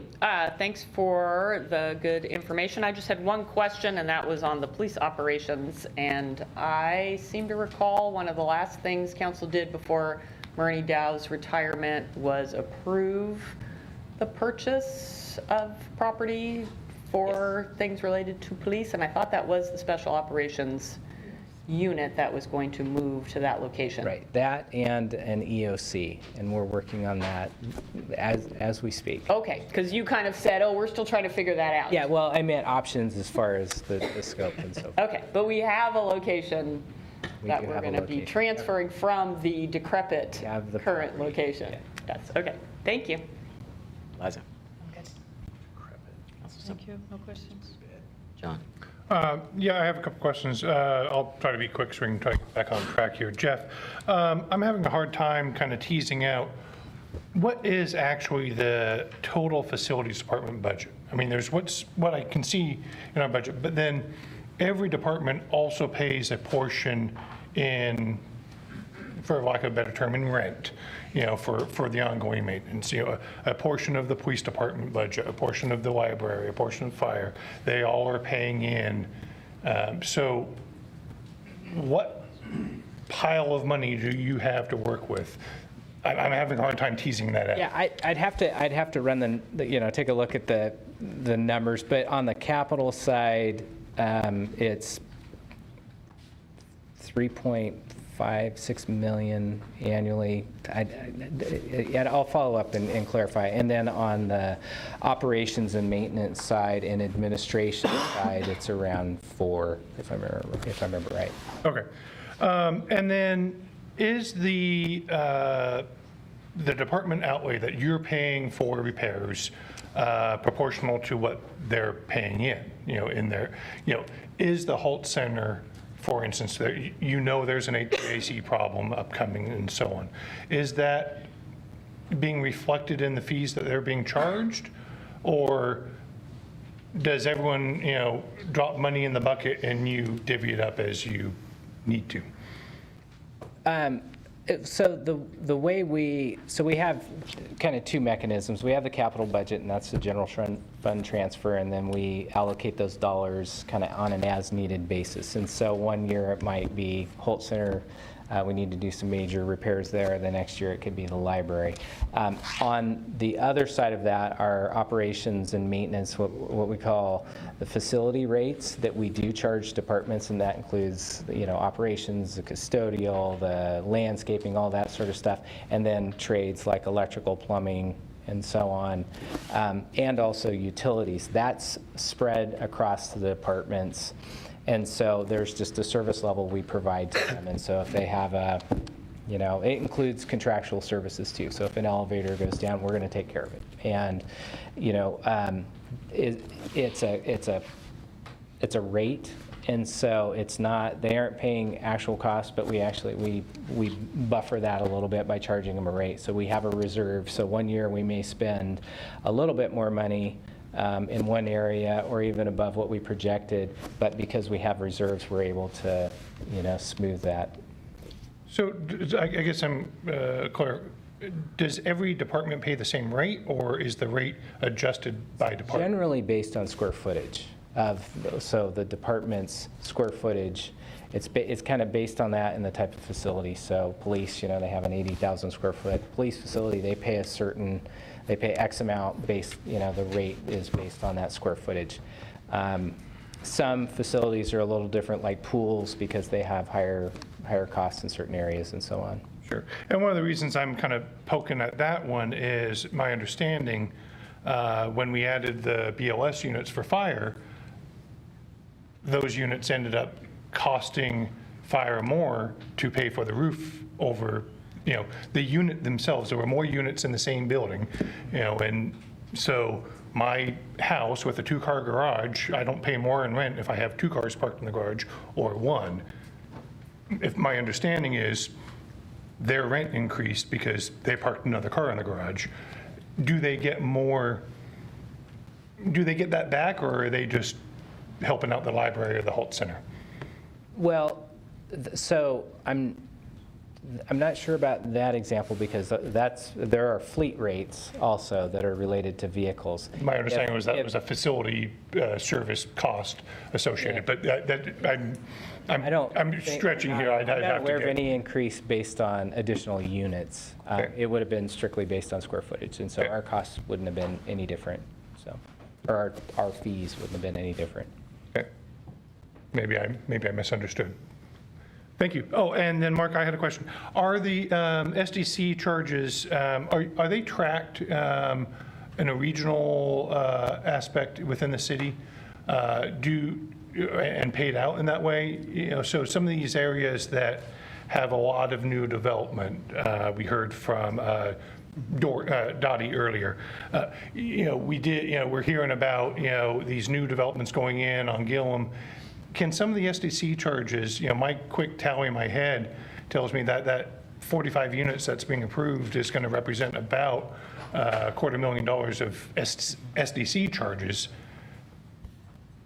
It won't pay for the whole thing, but can that go and help pay for Gilm Road? Can that, how has that worked out?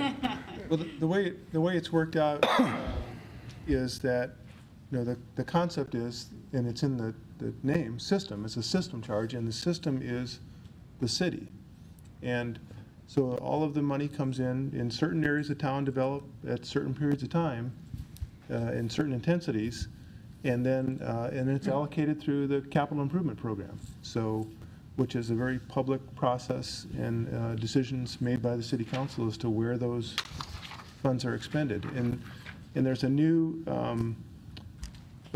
section in the code that was used for the first time the other night where for developments, multifamily developments of more than 5 units in a neighborhood, and the developer and the city council all agree, then that money can be allocated to a specific project.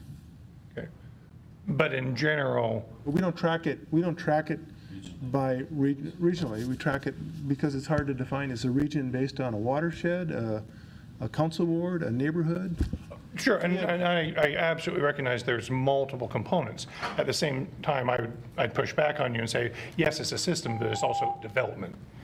Yeah, and I think part of the challenge, and this would be a different conversation, $250,000 may actually not make improvements to the North Gillum.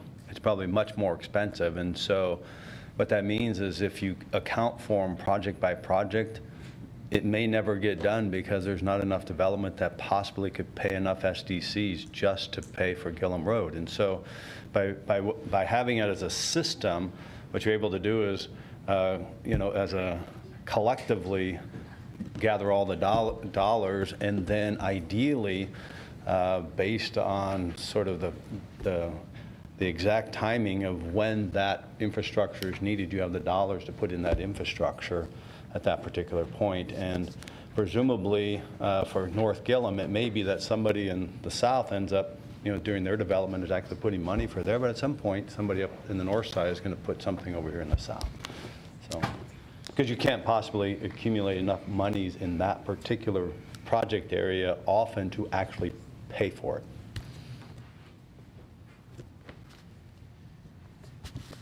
I'd like to weigh in and second what Councilor Evans said on the $300,000 for the illicit activity in the parks. As we put park ambassadors on, I think there's some data there that we could use to measure the effectiveness and the return on investment for park ambassadors and such. So I think if we get an accurate figure there, we can make some data-driven decisions. So, we had time for just one or two more. It seems like this is a topic a lot of people want to weigh in. Do we have anybody that wants to go second round? Sir. I passed the first round, and I thought of some questions along the way, so I thought I'd ask. You said unfunded need of $1 million for seismic study. Can you help me understand what's contained in that need? That's a pretty rough estimate. We have some studies underway, and we're doing some projects, as I mentioned. And the one thing with the structural engineers, they're not, really inclined to just give us estimates. They want to do a pretty thorough study, and so that really just represents looking at all city facilities to determine, a seismic level that would, it's just a rough estimate. So it would be, what would it take to seismically enhance those facilities? Let me ask a different question. Okay. And it may not be a fair question, so please feel free to say that it's not really a fair question. In the event, I don't know if I'll say that, but yeah. In the event of a Cascadia level earthquake, do we have city facilities that you're comfortable will remain standing? Cascadia? I mean, yes, I'll say yes. I'll commit to that. I mean, the building we're in, I think, it may not be fully functional, but from a life safety standpoint, we do have many facilities that will continue to operate, and police and fire will be fine. I know, and I have said at a neighborhood meeting recently that I know Risk Services and others have done a great deal of work here to do some essential sketching of what would we do as a city if. and how to be resilient and prepared. But I guess I would say that I often hear that, and I know it's a little bit tangential to our conversation, but getting that funded and getting an understanding of what of our facilities are ready for such an event and which ones aren't, and having a plan of action that is in detail, as detailed as we can, continues to come up in neighborhood association meetings, as it did here just a couple weeks ago. So that's an aside. The one thing I can add is that we've focused on facilities that would be needed in an emergency operation, and so that's what we've prioritized. Not all city facilities, but those are the ones that we're focused on. The other piece of this that I think is important is when we look at seismic upgrades, it's not just the structural integrity of the building, but also those systems that are in the building. So maybe the building's fine, but You got no power. the gas line breaks and things like that. So. Lastly, in a very broad way, just rough numbers, roughly, broadly, what percentage of city office space does the city own versus the percentage that we rent from some other owner? I have no idea. No idea at all? I mean, I'm not even going to guess. I can get that. I can get that figure. Not even roughly, broadly, 60-40, you know. Are you just to clarify, are you thinking numbers of people or square footage? Square footage of space. That would probably be relatively little, because if you take a look at the entire airport, that's a lot of square footage. Office space. Office, okay. Office space. Different. We can get that. I can get that number. I'd love to know that. Thank you. Thank you. This will be the last one. Awesome. We're losing the team here. All right, I'll keep it quick. I really appreciate Mike's point on Cascadia risk. I do encourage council to keep having the fullest possible conversations about that. I think that goes right up there with public safety. As a counselor, I appreciate his framing of it. As a budget committee member, I'll just say the reason I'm chasing this estimate is that it's another unfunded need. I managed to dig up something that has a way to I'll send it to you. You don't need to write it. Great. Okay. And you know, it's like quickly you can find it somewhere between $10 and $30 million of money that would need to go to just retrofitting buildings, and that's assuming they're all possible to retrofit, which we know is not the case. So some of these things with really high facility condition index scores would almost certainly have to be replaced. And we've talked about a few, and some of them are in the UNA. But there are lots of other unfunded needs there. And so I do feel like, this is probably the last time I'll say it in this budget cycle, I really hope we keep looking for places where we can have those placeholder numbers, because they serve exactly the function that the unfunded needs assessment is supposed to serve, and give us this rough sense of scale. You pointed out that engineers don't like to come up with those rough numbers. That's why you don't leave engineers in charge of this exercise. You get other people who are going to give a sense of scale number for now, and then the engineers will be hired to go through building by building over time. But those are big numbers, and we should have them there for the community. It's part of our overall awareness, giving people a sense of the risk that we face as a community over the long haul with respect to a Cascadia earthquake. Appreciate it. Thanks, Josh. Thank you all for your presentation. Hot topic, a lot of conversation. That was good. There's a couple different ways we'll have our overall budget deliberation at the end of the meeting tonight to go back to some of these questions if you have those. And another way is to email those to city staff so we can get those. All right, so let's take a break and be back 1:45. Thank you.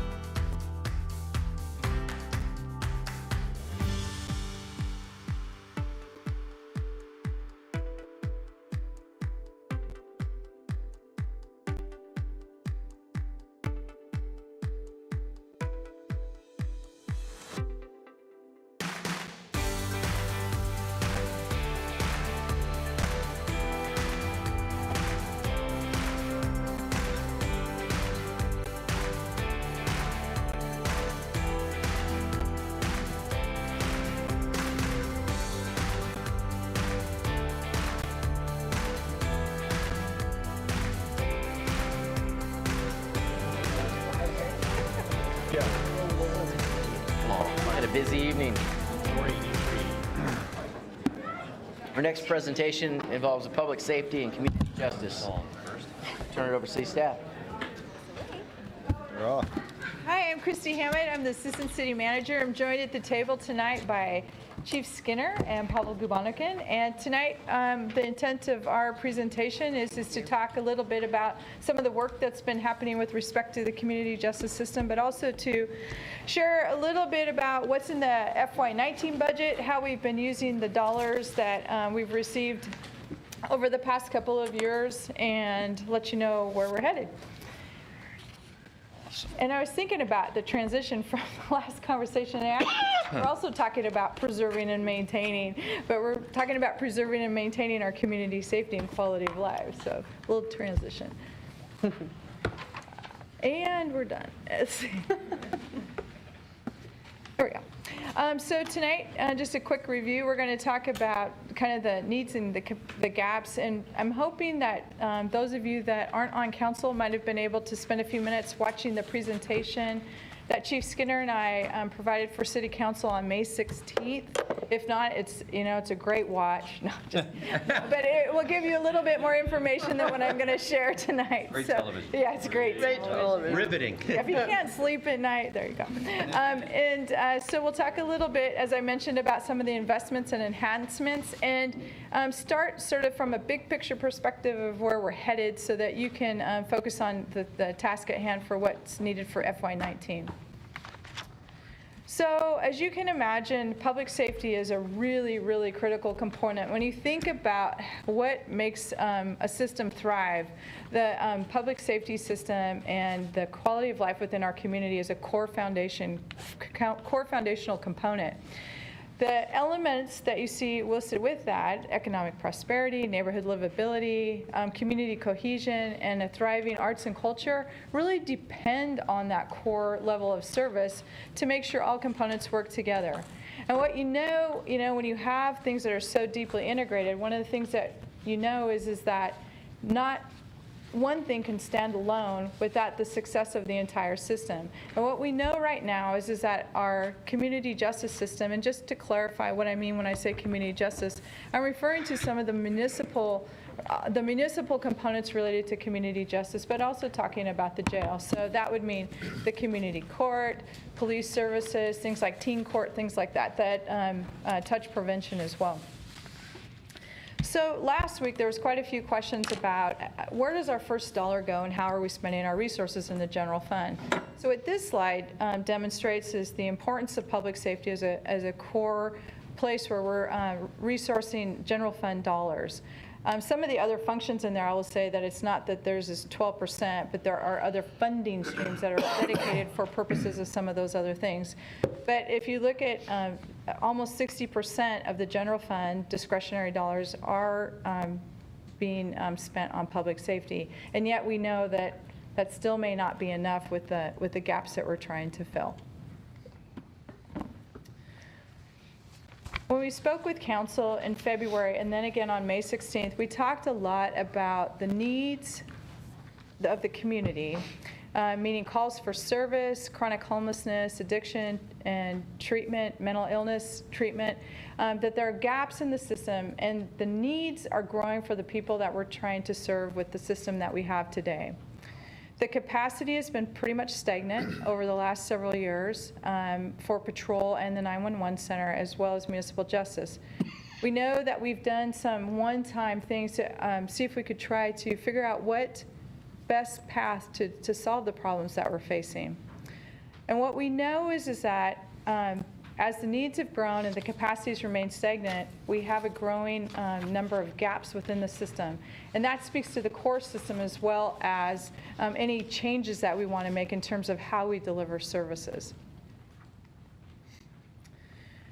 As we thought about how we're investing dollars in the community justice system, what we've done is taken a system-wide approach. And I talked about 3 years ago, all of the system partners within the city started meeting on a very regular basis to take a look at how we're doing business together and are we doing it in the most efficient way possible and where and we worked on identifying the gaps and how we could fill those gaps.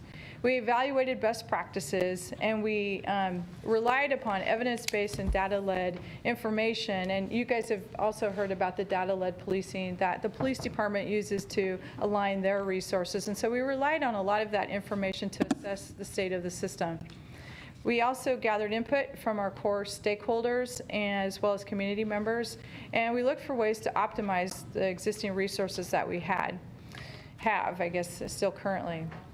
In addition, you've heard us speak to the 21st century policing principles and practices, and so we've used that as a lens. There was a presentation to council, I believe it was last November, by 21st century policing representatives that talked a lot about what it takes to serve a community in this day and age and what are the best practices. And as we looked at system enhancements, trying new pilots, trying things to see what would work, we wanted to make sure that we maintained a high level of flexibility, because what we do know is that we live in a very dynamic environment. And so the needs change, there's new things that crop up, and we wanted to make sure that whatever we were looking at, that we had the flexibility to either grow in that area or to make swift changes to address the current issues. So when we think about the investment benefits, we've talked a lot about, with council specifically, but talked about how are we providing off-ramps out of the traditional system. And so ways in which that the Budget Committee has assisted with that is we've looked at pilots, is we've looked at what's called the Community Outreach Team. We've added community justice. We've had some downtown dollars that have been dedicated for ambassadors and a lot of different programs. And what we're finding is that a lot of those programs that we're using have actually been extremely helpful in finding new ways to address the chronic cycle of reoffending. Recidivism means that somebody just continues to recommit crime, right? They cycle through the system and they continue to recommit crime, which means a lot of resources are being used over and over again to support the same person and to address the behavioral or criminal behavior of that person. So what we wanted to do is say, we need to start finding ways to find off-ramps from that traditional system by creating new programs. And what we've found is that we've had a pretty high level of success and with some of the things that we've tried. When we find alternative paths forward, the other thing that we notice is that there is a shift in EPD staff capacity needs. Now, by no means are pilot programs fixing the gaps that we have within the core system needs. But what we find is that as we start addressing problems, what we hope is that we'll be able to shift capacity back to other needs within the department. I talked a little bit about reducing recidivism, and then also, really at the foundation of what we're trying to do as a system is helping people restore their lives, people that have different challenges that they're trying to overcome, maybe some criminal history, but really trying to help people get back on their feet. We've spent a lot of time thinking about the outcomes and sort of what is guiding us in terms of the things that we're considering and programs that we're trying and things that we want to move forward on. The 4 categories are to build trust with community, to increase safety, and to focus on prevention and strengthening partnerships and coordination. I'll start at the bottom with strengthening partnerships and coordination. One of the things that we know is that we can't do anything by ourselves. So we talk, about the community justice system being primarily municipal based, but we have a lot of external partners in social services and volunteers that help assist in the work that we're doing. With the focus on prevention, what we talk about is that when you think about those off-ramps, not even getting on the ramp is the goal, is to help people to not end up into a situation where they're chronically offending or not getting the assistance that they need, early intervention for treatment and other needs that they have. And especially when you think about the youth component, we have a teen court program that's really successful that we've talked a little bit about, and the chief will talk a little bit more about that later.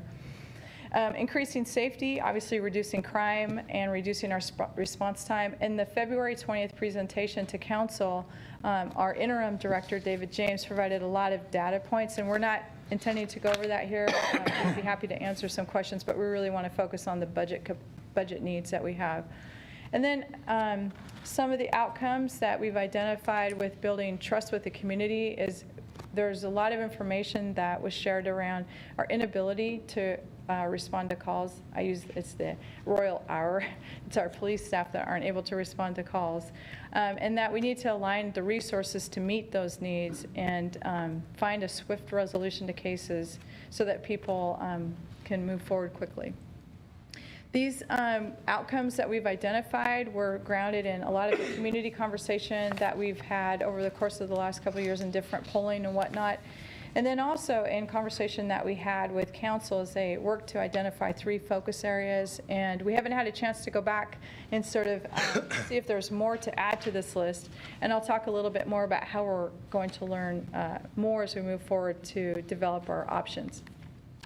So what's next in terms of what we're doing from a 30,000-foot level is that we're going to launch on about a 5-month process. It's going to take a look at the system and evaluate options. We're going to listen. We're going to go out and do some more listening to community. We're going to do some polling. We're going to make surveys available so that we can really understand what service level the community is expecting or needing from the system to feel safe within the community. We'll use that information to inform some of the options that we can put together in the form of packages. We'll plan, meaning we'll look at funding options and look at implementation timelines and things like that. We'll reflect, meaning that we'll come back and talk with council and hopefully provide an opportunity to act and move forward. Now that's the big ask when you think about the context of the conversation that we're having now for fiscal year 19 budget. We're looking really longer term at what the solutions are. And so as this timeline shows, we are right now in the May process. We met with council last week. We're meeting with you all tonight. And then we plan to go back to council in July. And what you can see is that there's a polling and community outreach component that's going to happen over the course of the next few months. During that time period, what we hope to continue to redefine is what the outcomes are that we're trying to achieve with the system so that the options and packages that are developed align with that. In addition, we'll be taking a look at funding options, and we've asked council to consider putting together a subcommittee to help support the work in evaluating the options, and we'll go back and talk more about that in July. With the hope that we'll get all of this work done by the end of September so council can have some things to consider in moving forward. And with that, so that's the big picture, and I'll be happy to answer any questions about some of the big picture things that we'll be working on. And Pavel, I'll turn it over to you to talk about what's happening in the short term. Thank you, Christy. My name is Pavel Gubanikin. I'm the finance manager for the Central Services Department. I will speak very briefly about some of the investments that the city has made in our community justice system over the last several fiscal years. We picked fiscal year 2015 as the starting point because that's when our internal community justice initiative started. And then I will also speak about specifically the investments in the community justice system that are included in the FY19 proposed budget, as well as enhancements that will be funded by the local option levy that passed on May 15th. And then Chief Skinner will speak in greater detail about funding options for future consideration. This is a slide with a lot of information, and I'm not going to go over all of the details, but the key takeaway from this is that over the past several years, the City Council has approved a cumulative of $6.4 million in both one-time and ongoing funding for the community justice needs. And for the most part, these investments fall into one of the 3 categories. The first one, and that's really been very much the focus of the Community Justice Initiative, is to create off-ramps that take repeat offenders out of the traditional criminal justice system where they get arrested and rearrested again for the same offenses, and connect them with services to help them achieve positive long-term outcomes in their lives. And this deals not just with offenders, but also people in crisis, and Kahoot's program is an example of that because those customers may not necessarily be offenders, but they are people in need of immediate help. And those are some of the items, the expansion of Kahoot service to 24/7, the pilot 2-year project phase of the community court program, the Downtown Youth Initiative that was approved by the council on the supplemental budget last fall, as well as the ongoing funding that's supported by the local recreational marijuana tax. The next category are the critical operation needs. Those are high priority items where there is a real system capacity deficit that are not addressed by that baseline 59% of the general fund that goes into public safety. The biggest item there is, of course, the Downtown and Park Safety Initiative. That is something that has received ongoing funding, both through the adopted budgets as well as the supplemental budget process. But there is a number of others. Reducing the case backlog at the municipal court was one of them, as well as some resources for EPD Patrol and Communications Center to start addressing capacity issues there. And last but not least is the category of sort of the public safety system infrastructure. Those are things behind the scene that make the delivery of public safety services happen, but may not necessarily be obvious to an average citizen. And this is an area where we have tried proactively to leverage resources outside of the general fund. And in fact, the biggest item there that you see, the EPD radios replacement, something that was funded by the council on the supplemental budget in September of last year. We used the telecommunications fund resources to address that particular need. And that certainly is a big theme. I would say if there are any takeaways from the slides, it's one, the council has already invested a lot of additional resources in the community justice system. Two, having an ongoing revenue source, such as recreational marijuana tax, makes a difference in terms of the ability to sustain services over a period of time. And three, the staff will continue to leverage other resources besides the general fund to support system needs. Speaking more specifically about the FY19 proposed budget, there are several one-time items totaling $855,000. And on this slide, it's basically everything but the public safety improvements funded by the Parks and Open Space Levy that are addressing the most critical system needs. And I would say that the biggest theme there is that these are resources that essentially cover continuation of programs that are already in place. To use the community court program as an example, this is a program that's funded from several sources. We still have the remainder of the federal grant that we got for the pilot phase. We're leveraging the funding from recreational marijuana tax. And then the $105,000 is the unfunded portion to close that gap for fiscal year 2019. So what this does is fund community courts through the end of FY19, and funding beyond that will be part of that bigger conversation that Christy mentioned. And a number of other items like this are basically continuation of the same resources, EPD overhires, city prosecutor resources, maintaining the same number of jail beds. The item that is really represents an enhanced level of service are the public safety investments that are funded by the local option levy. And those include 2 police officers to provide patrol in parks, 2 year-round and 2 seasonal parks ambassadors, as well as illegal camp activity cleanup and more frequent graffiti removal in parks. And those are the items that will be part of the FY19 budget. And then I will let Chief Skinner speak more about funding options for future consideration. So thank you, Pavel. So let me just set some context around this particular slide, because this will be a lot of dialogue around this one. So what we tried to do is bring some options to the Budget Committee and Council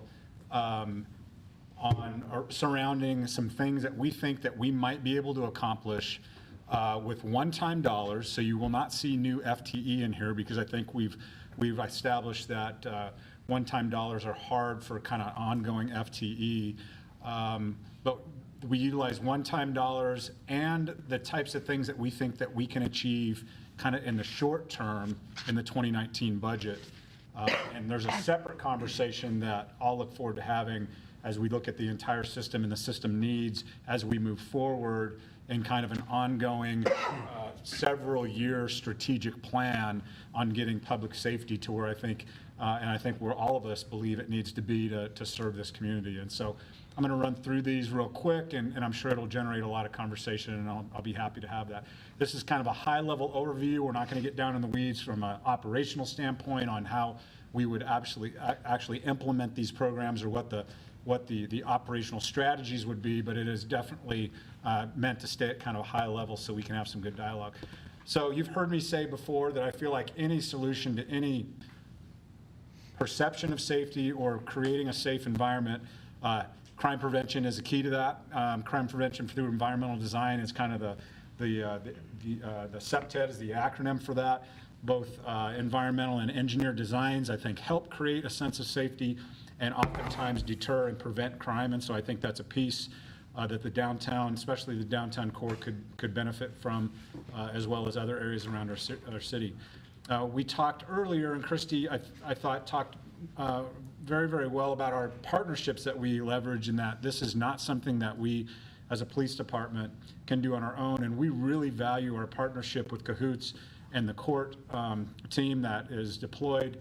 And we recognize that an ongoing partnership with Cahoots and the value that they bring to the table is a piece to what we need to be focusing in the downtown core especially. And so we don't want to leave them out. When we talk about funding and we talk about year after year contracts with them, that's an important piece that we want to make sure that we call out as a funding option for the fiscal year 19. You've heard me talk about, I believe that there is some enhancements and some efficiencies that we can realize through a consistent approach between all of our, what appears to be kind of a satellite security force type strategy, whether it's EPD downtown team, Park Coast downtown ambassadors, Red Hats. We have kind of this, what feels like kind of this a disparate approach to what we're all trying to accomplish, which is to create a livable and safe downtown core. I think there's an opportunity to be a little bit more consistent in that approach and to improve interoperability amongst those teams so that we're communicating better, we're deploying resources better. The left hand knows what the right hand's doing when it comes to trying to achieve those strategies downtown. You've heard me talk a little bit at council about a pilot project for what I'm calling guardian trailers or surveillance trailers or mobile surveillance trailers. And we like the option of attaching in close proximity to cell phone charging stations because it's just a super cool idea. And the guardian trailers will be deployed not indiscriminately, but deployed based on good data about where we're seeing the type of criminal behavior, whether it's in the downtown core or around our city. These are a proven crime deterrent in cities throughout the country. For instance, every year around the holiday time, we have those retail areas that struggle with high incidence of car prowls and shoplifts. These are a great way to deploy this type of equipment into those areas to provide safety and security. People appreciate the fact that we're keeping an eye on things. And the downstream effect is some great opportunity to save money in our criminal justice system through prosecution, because most times good video means good prosecutable crimes and oftentimes don't even go to trial when we have that. And we've seen that time and time again with in-car video as it pertains to DUI investigations. And so I think that there's a opportunity with the pilot project to deploy guardian trailers and give us an opportunity to be able to help people feel safer in the downtown core and other areas throughout our city. Increased communication capabilities and downtown dispatch. I don't mean to confuse that dispatch with our 911 PSAP, but again, this goes back to the consistent approach to private security, is the ability to communicate across all branches of the safety and security teams that we have downtown, and being able to communicate amongst each other is really, really important as we deploy resources. I'm looking at options within my own capabilities to increase the supervision for the downtown team. Currently, the span of control is not healthy. I have one sergeant that's trying to supervise as many as 8 officers, soon to be 10, if we fill the overtime slots. She cannot work 7 days a week. She cannot work 24 hours a day. And if there's one thing that's really, really important for a police department, that is to be well-trained and well-supervised. And so when we talk about a consistent approach to what we want to do downtown, especially with EPD officers, is I think we would see some benefits of increasing the supervision. We do not want to burn that sergeant out. There's a tremendous amount of institutional knowledge about that team, and we have built relationships with that individual downtown that I do not want to see go by the wayside. And so sending her some help is important to me, and it is a priority. Community services officers anchored to the downtown. Long term, I have some real strong visions for what I think downtown station can look like. One of those pieces of that vision much like we have in EPD and in our neighborhoods, is the leveraging the expertise and capabilities of our community services officers. We have various levels of those. The one that is more readily seen is the one that is our street CSOs, which handle calls for service that don't involve suspect interaction, often cold calls for service, thefts, burglaries, traffic collisions, forgeries, those types of things, and we can really leverage their expertise. It's about a third of an officer cost and about a quarter of the officer total time to get them out there and operational, and that frees up our officers to actually be able to deal with some of the more serious crime. So I think there's an opportunity to leverage their talents in that downtown area. And I'd be remiss if I didn't point out that we're just seeing great value in our participation in the ability to leverage community court. I would caution that as we continue to pay attention downtown, that as the input into community court increases, that their capacity stays stagnant. And so we are going to very quickly outpace their capacity to be able to deal with the folks that we need to get into community court, not only to adjudicate any enforcement action we take, but also the opportunity to connect them with the services they need so that we can start to continue to see, or not to start, but to continue to see the reduction in the recidivism that downstream means less calls for service for us or less repeat calls for service from the same offender. And lastly, big fan of teen court and what it can accomplish for us. I'm not quite sure specifically what this speaks to, other than the fact that we see value in understanding that we have juvenile offenders that need the care and feeding that we often give our adult offenders. The piece that is a little bit ambiguous for me is the types of juveniles we're seeing downtown. What is that demographic? I'm not sure we have a real sense of what demographic needs to be served downtown, as we see an awful lot of teens congregating and in the area, some of which are engaging in criminal behavior. But I think there's some real opportunities to make an impact on the entire system with the enhancement of some kind of, with the enhancement and ongoing support for our teen court. So that is and trust me, I've got a laundry list of things that we're looking at that we'd like to do. Some of those are more long-term. Some of them are infrastructure. Some of them are related to the laws. And we've had some great dialogue so far with council about some directions they can go to help give us the tools that we need, specifically in the downtown core, to be able to better serve those constituents. But when we're talking about one-time dollars, we're talking about something that we think that we can make a measurable difference within the next 60 to 90 days. Here are some things that I think are great discussion items for this particular venue. So at that point, I think we'll turn it over for questions. Yeah, on the next slide. Do you have a next slide? Oh, we're not done yet. There we go. Oh, okay, we are done. Fair enough.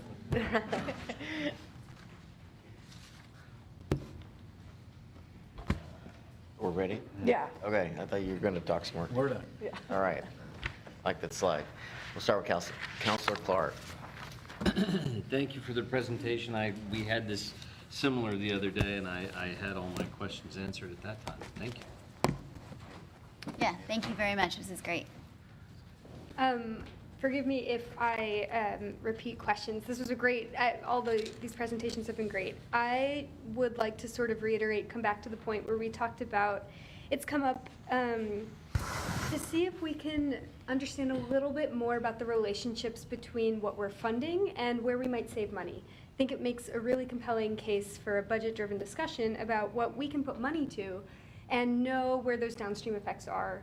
And I know that that can be a really squishy topic, but kind of for both, in two areas. So what costs that we might spend on something could reduce other costs? So looking at things like cahoots, how does that mitigate the police presence and police costs? And perhaps that can be something of a shared budget. There are examples throughout the country that kind of show and really do a great job of demonstrating where that money falls, and that could be something really, I think, really illustrative for us to see. Things like increasing security. What sort of damage costs could we see reduced? what kind of damage costs are common in those areas where we want to put security, and then some kind of an estimate, rough estimate, or at least some of the numbers that we might be able to weigh. This is a really great investment because these costs are really high, and we could potentially see that decrease by, how much percent. Pilots, we've got some great data. Projection to what that could mean across the system would be really useful. And again, totally present these with a disclaimer but that they're rough. And still, I think that's really useful. And along with that, like we heard earlier, this is a complex system. A lot of these things rely on other things to happen, and they're kind of all interconnected, but perhaps some rely more on others. And to know which are the priority pieces and what they rely on would be, and where those costs fall. So like attached to numbers, like if we're funding this, it's really important that we fund this side by side because these costs go hand in hand, they streamline. It's important to see these together. And then I think it would be really great, and forgive me if this is there's so many great reports out, and I'm sure missed some of these numbers, but high recidivism, high needs populations, a lot of our money goes to a small amount of folks, and those folks, if we can focus our needs there, having kind of an idea of how much of these funds go to what percentage of the population that's in the system, I think would be a really great way to also help us target and say, okay, we've got these options for fiscal year 19 consideration, really important, really great to see this list, but then knowing, which of these are going to be really important for the high needs folks. Thanks. Councilor Evans. And two things, you may have already answered my questions when I missed the meeting last week when I was out of town, but as you're looking at the Guardian trailers and the increased surveillance, one of the issues that's come up among downtown merchants and other people that traverse downtown on a regular basis is the issue of vandalism and the cost to downtown businesses from a yearly replacement of broken windows and other facilities that are consistently and regularly vandalized. So I'm hoping that the deployment of these surveillance devices will help us in being able to identify chronic offenders and then bring them to prosecution. But even bringing them to prosecution, it presents another problem because most of these offenses are misdemeanors, and so you really, I'm not sure how we process those individuals who are probably a very small percentage of the downtown population causing this problem to continue to occur. That's one. Two, my concern with a visible presence, maybe not necessarily of uniformed officers, but during the times, the off-hour times between basically sundown and sunup, where we have people who are coming to work, who are leaving work in those hours. There are a number of people, business folks, as well as downtown residents, who are really concerned, highly concerned about safety after dark and before sunup. And basically what we have done over the last few years is basically ceded that area over to people who have, some of whom, not all of whom, have nefarious intentions downtown. And so I really think that we need to have a visible presence, whether that is uniformed officers, which I know you guys are short-staffed, or there is a park ambassadors or CSOs to be able to at least give some coverage to the area that's visible, that people can identify, and also act as a deterrent for criminal activity? So let me take a minute and maybe try and pick off both those very quickly. Part of the advantages of technology, whether it's technology and surveillance or technology and tablet environment to be able to get data to the police officers in the field, is after you deploy that technology, you have a period of time where you're really able to kind of, based on historical data, you're able to kind of see if you're making gains. The piece that I really like about the Guardian trailers is twofold. Number one is they get deployed based on what the data is telling us. And I already have data about downtown that shows me where do we have persons crimes, violent crimes, societal crimes, and interestingly enough, they're very, very similar. So we already have some ideas of where they would need to go. But maybe more importantly is how responsive we can be with pieces of technology to complaints from our downtown business owners. Much like we have in most agencies where we have speed carts or speed readers, where neighborhoods can request the speed readers to be in their neighborhood because they're struggling with driving behaviors.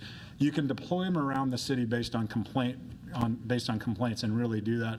And the tough part about the early stages of analysis is we won't know how much crime those deter until we're able to look at whether that we're trending in the right direction in some of those. And so a piece of this really, quite honestly, is not only that technology is fantastic right now with the ability to identify potential suspects, but just the deterrence of doing that. And if you're doing this right, it's a well-branded, well-marketed, well-communicated effort that is not a secret to anybody, that is in plain view with the express purpose of deterring crime.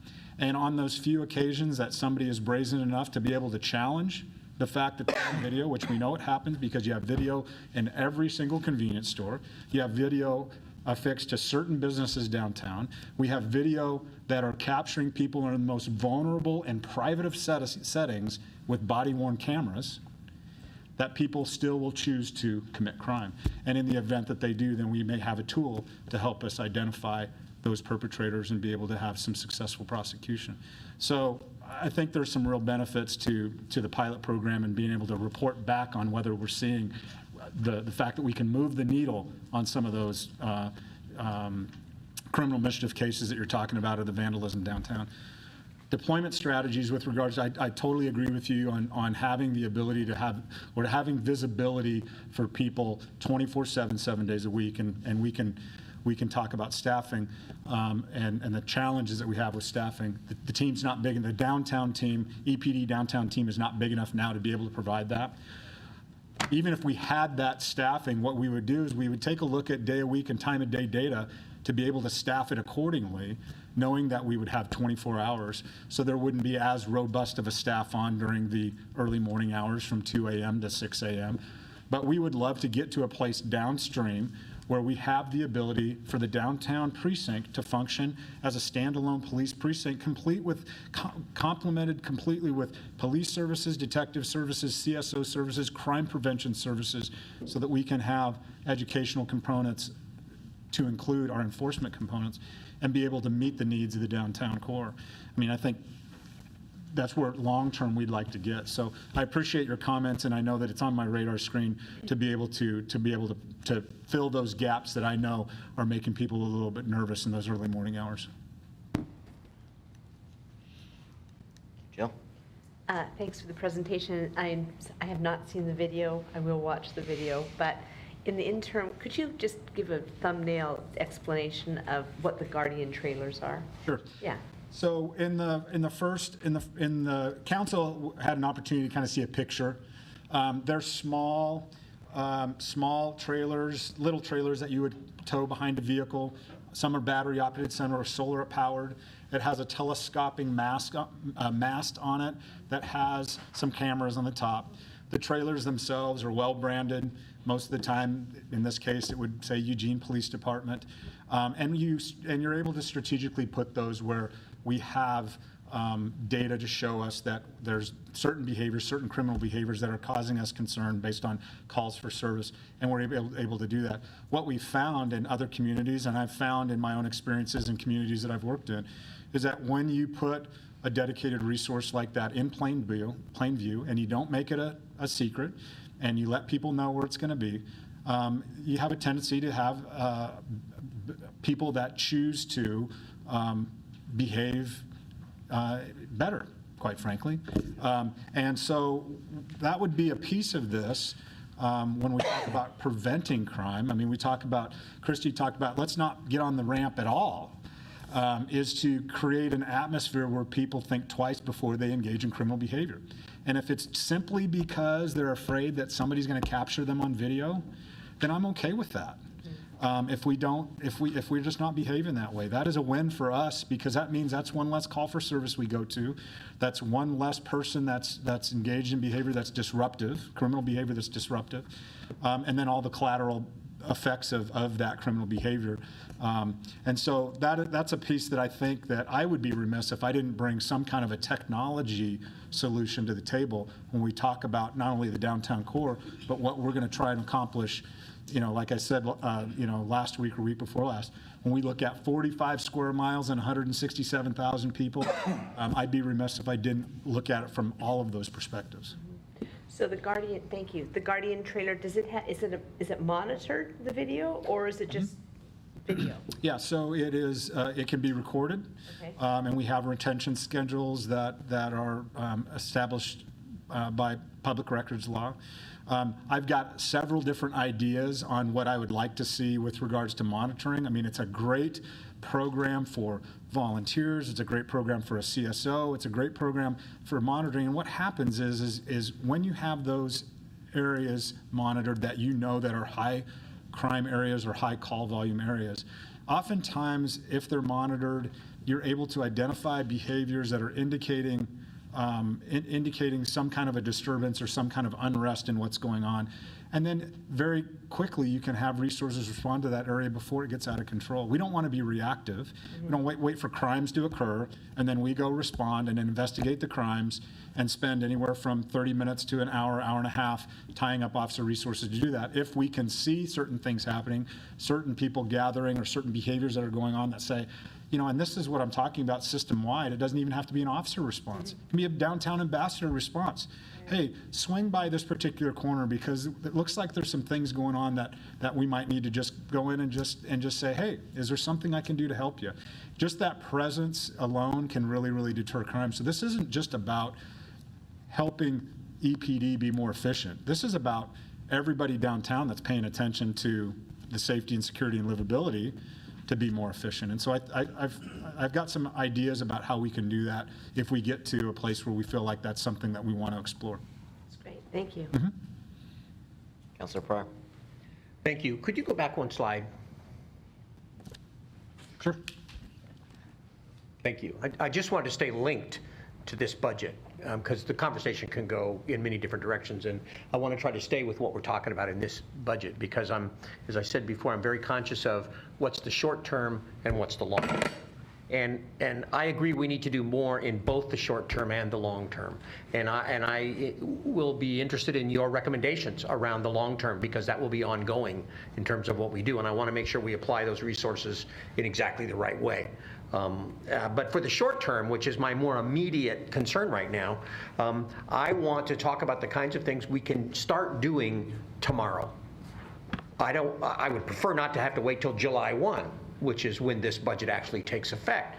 It would be great if we have options in place that would be funded starting July 1, but I'd love to see some things that we could actually implement starting tomorrow, and maybe there's some logic that we could use to begin things now and then continue them after July 1.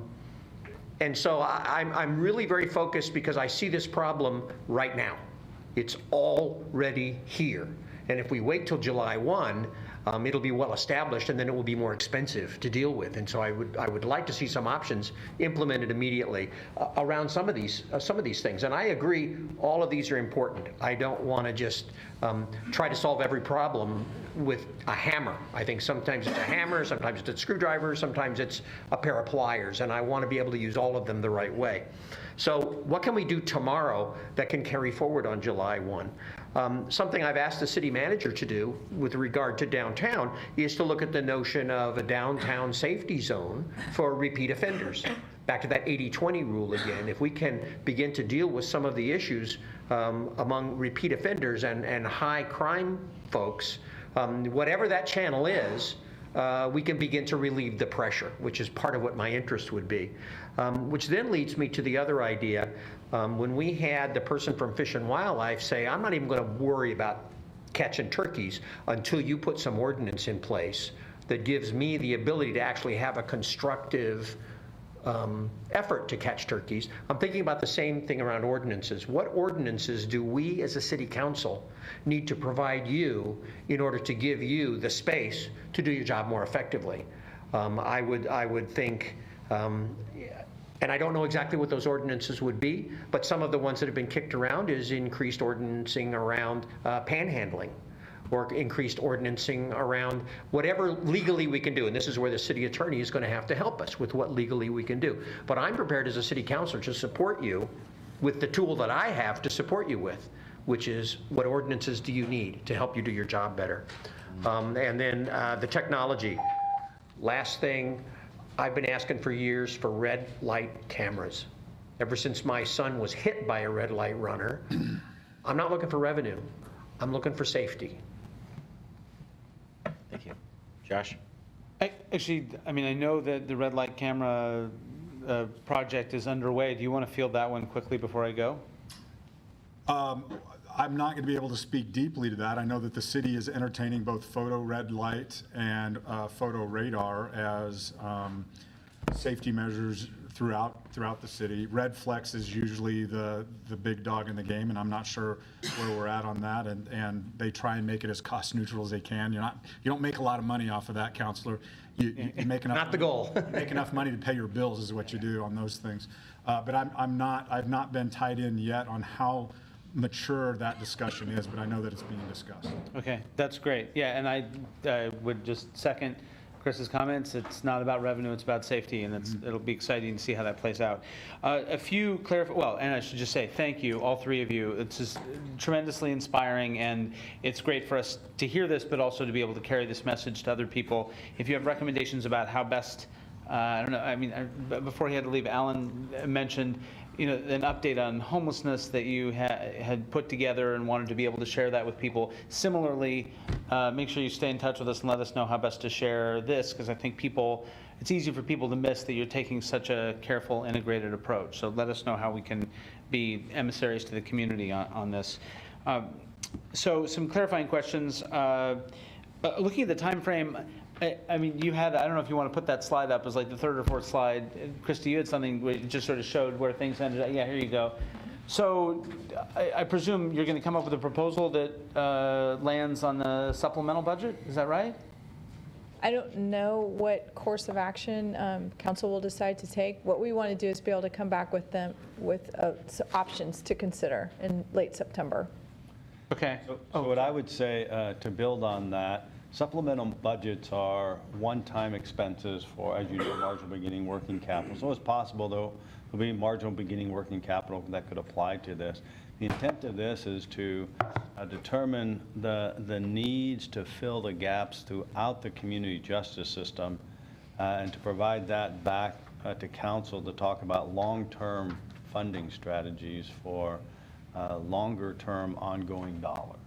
Yeah, well, and I really appreciate the way you put that, and I guess I'm just trying to anticipate, given the timing that you've laid out here, it would be a bummer if we come up with a great set of integrated strategies that's all ready or clearly defined, even maybe refined through council discussion by September, October, and then we're waiting until the next fiscal year to have it. So I guess maybe we only have one more budget committee meeting, but if there's some way we can anticipate that and build in that flexibility in the budget now, knowing this timeline, it'd be helpful to hear from you on that.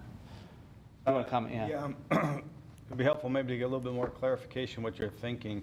So the long term, we're in the, it's 10 to 12 million dollars or 15 million dollars a year ongoing, not 150,000. And so it's a significant investment that the community will have to choose to make into the community's justice system.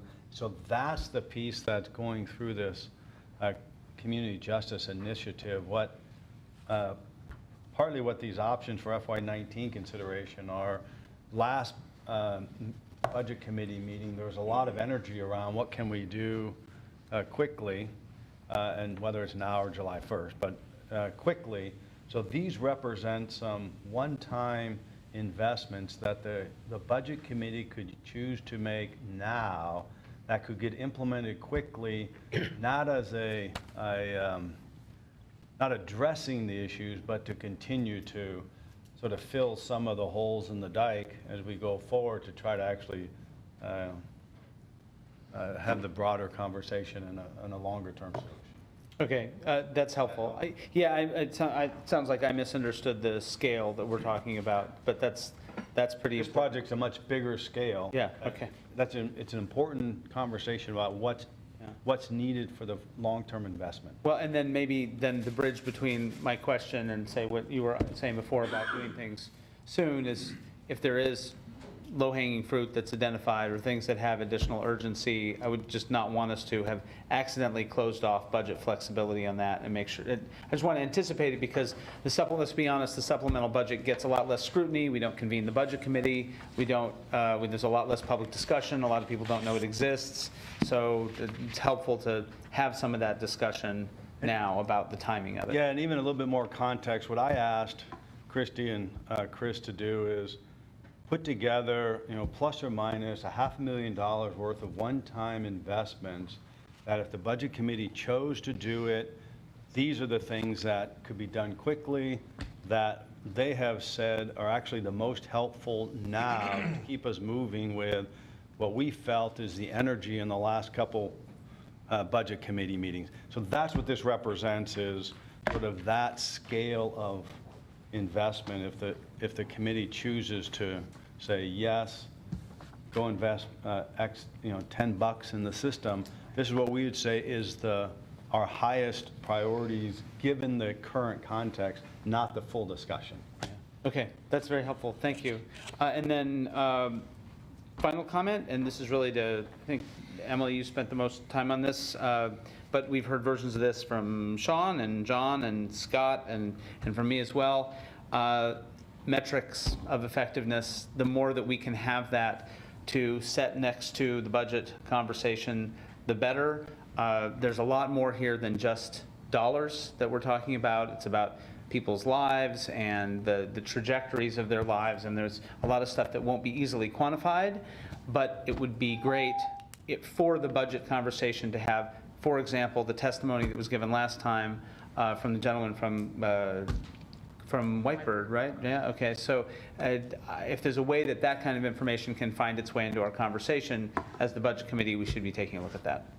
So if I might, and thank you for bringing that up. I sat here at that budget committee meeting and listened to the testimony by our partners at Cahoots and Whitebird, and they threw some pretty significant numbers at you.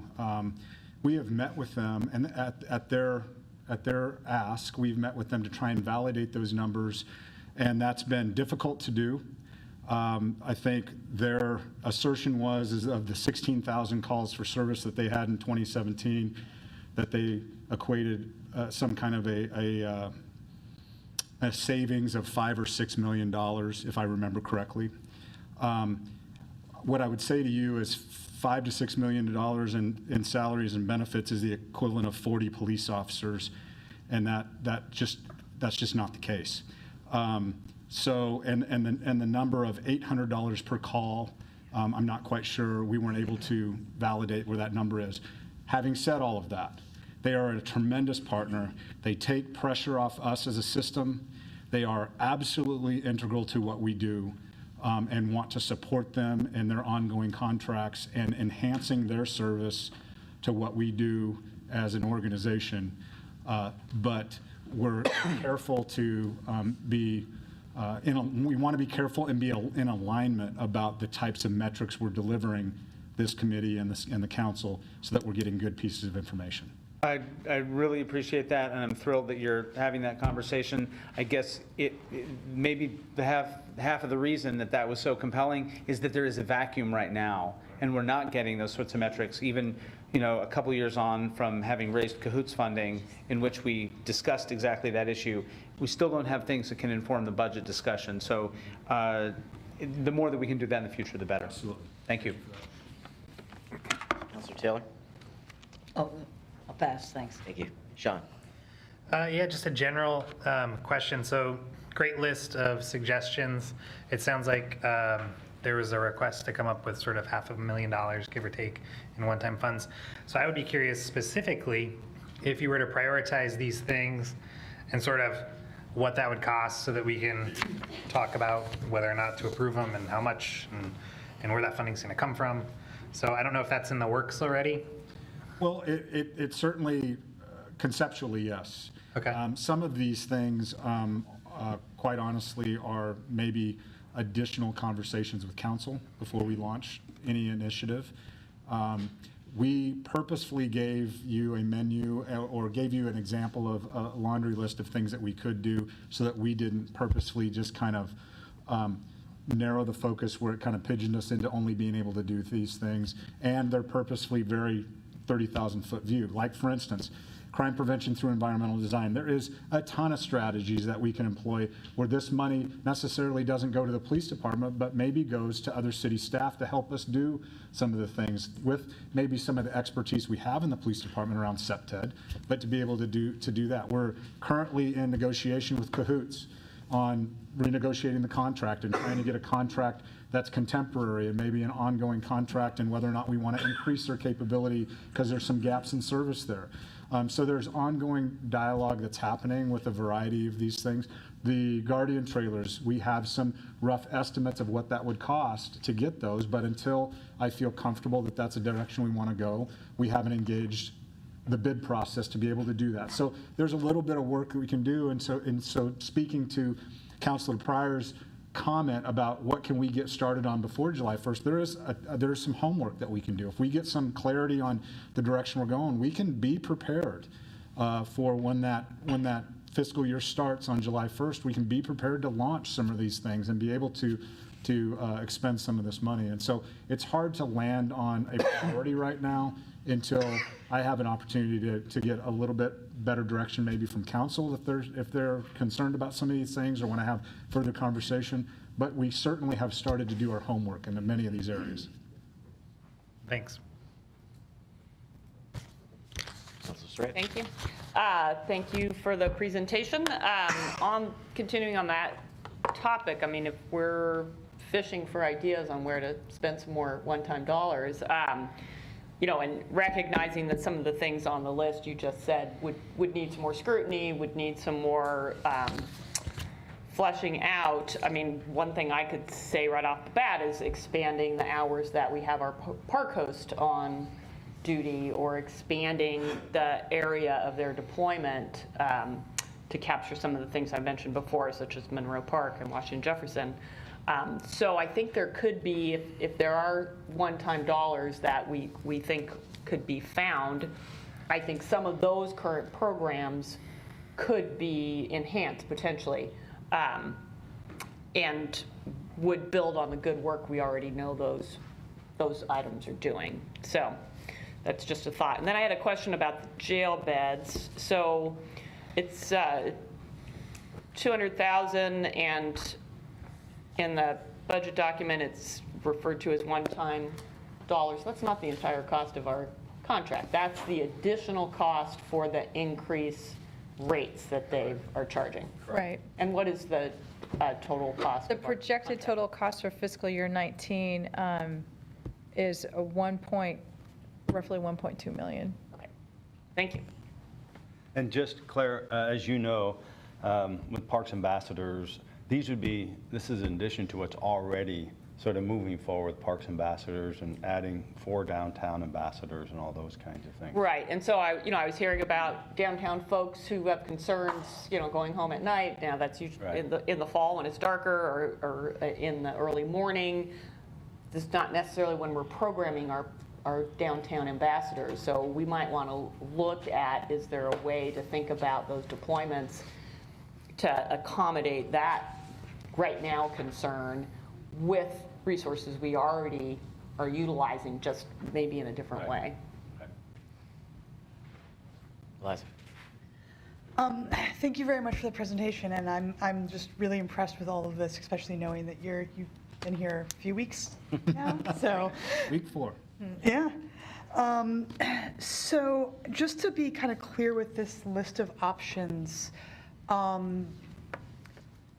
kind of the idea is that council or budget committee, if they wanted to invest more in this, would have to kind of identify which of these, or would say, this amount of money and figure out as we go forward what the priority is.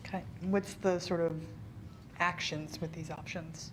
John, do you mind if I speak to that? No. So what we did, as Chief Skinner was talking about, is we put together a list that has a wide variety of costs, right? So it's well over $500,000 worth of options, depending on how you would deploy them.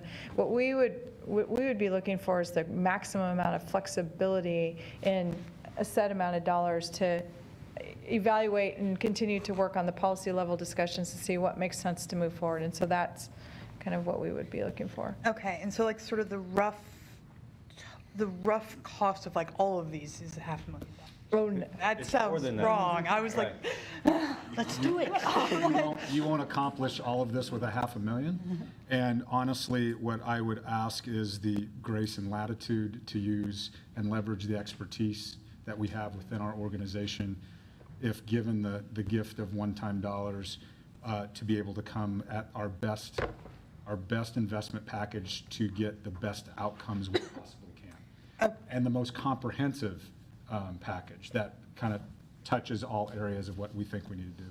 Okay, and that thank you, that clarifies it, because I thought I heard this was $500,000 worth of options. I'm like, that doesn't sound right. And then I think the sort of second question I had is that, like, looking through this, I see downtown a lot mentioned in here. And options that I'm hearing a lot of concerns about the community justice, not just downtown, but throughout the city. And I know that one of the effects, let's say, I don't have the data to back it up, one of the perceived effects when we've focused a lot on like, let's downtown, is that it's shifted. It's shifted to other neighborhoods, it's shifted to Monroe Park, to Washington, to the various other places. And so ways that options that are responsive and that can respond to that shift if it happens, I think would be helpful. Just very quickly, there's a few components of this, while it may feel like it's downtown-centric or resonates specifically with the downtown discussion, just because that's been front and center, and I think there is definitely a sense that there's kind of a tipping point in this particular geography in the town, in the city. There's a couple of these that I think are expandable to include the court. The court team is a great example of that. That is not specific to downtown. It doesn't need to be specific to downtown. As we grow that capacity, I think that is it can be duplicative in all of our neighborhoods that need those types of services. Certainly the pilot project with the trailers would be a citywide approach to pain points that we feel with criminal activity. But to your point, you're right. I made this very clear last time when we were talking, is that as we address things in downtown or whatever area we happen to have problems in, we will absolutely displace that behavior into other areas. And so that speaks to kind of that long-term, ongoing strategy, multi-year ramped approach to where we need to be as a healthy system, healthy community justice system. And so this particular initiative, we identified the potential for downtown for us to kind of start there and be able to see some immediate relief in what we believe to be one of the highest areas of complaint-driven need. But we definitely want to pay attention to kind of our outlying and adjacent neighborhoods in our entire city. Great example of this is it's not off the radar screen for me, the amount of investment that we've put into the bike path that goes out towards Fern Ridge and some of the things that we're seeing out there.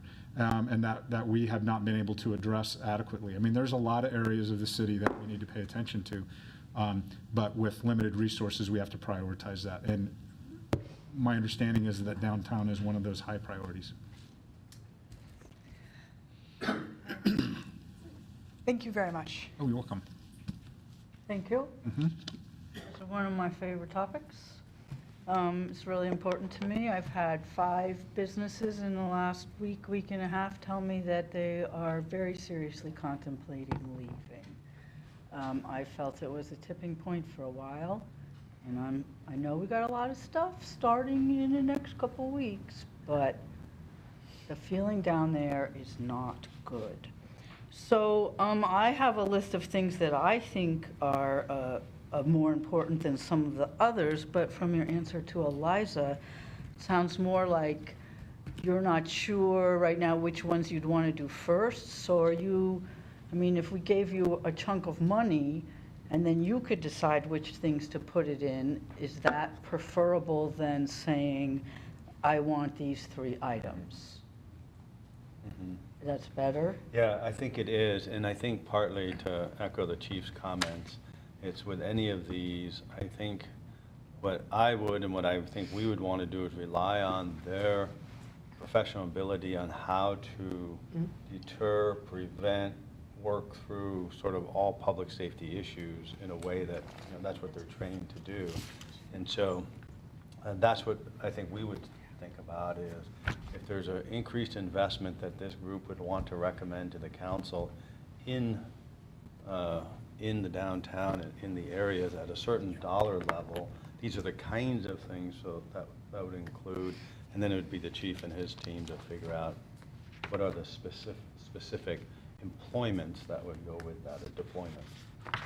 Well, then how would we figure out how much money to try to find? Because, you know, I've got $190,000 from the UNA for the downtown patrol team supervision, which I feel is critically important. So, you know, do I look for 400,000 and hope you'll use 190 for that? I mean, how do we know? Should I add up all the things I want and say, okay, you guys, $2 million, let's do it? You know, or should I say, can we find 400,000? What should I do? So just my thinking and why 500,000 was the dollar amount that I suggested to them to start, sort of put that in the context. One is, it's actually enough money to do something with, and you can have an impact with that. And so that's important. If we put in $106,000, it really wouldn't do much. So $500,000 is that. I'm also always conscious of our overall budget situation where, you know, we do have several variables that are sort of still meandering around that could impact our budget. And we talk about the FCC ruling. We just don't know what that's going to do. And if that's true, you know, that could be a significant hit. So I keep that in the back of my mind too, sort of what feels reasonable and affordable at the moment without sort of going way out of bounds. My guess is this may or may not be the only item that people have an interest in and trying to find some additional dollars for. And so I kind of think about that too, sort of cumulative around that. So that's why it's 500,000. If it's 400,000, great. If it's 600,000, that's fine too. But it's sort of, at least my fiscal lens is that's kind of feels about right in order to try to do something in addition to all the other things that are already going on. So this is in addition to an already, you know, almost a couple $1 million of dollars into this. So that's what that represents. So is this 500,000 already in the budget? No, this would be, we heard the last couple committee meetings is, wow, let's figure out, people want to do something more. And so what we said, that's fine.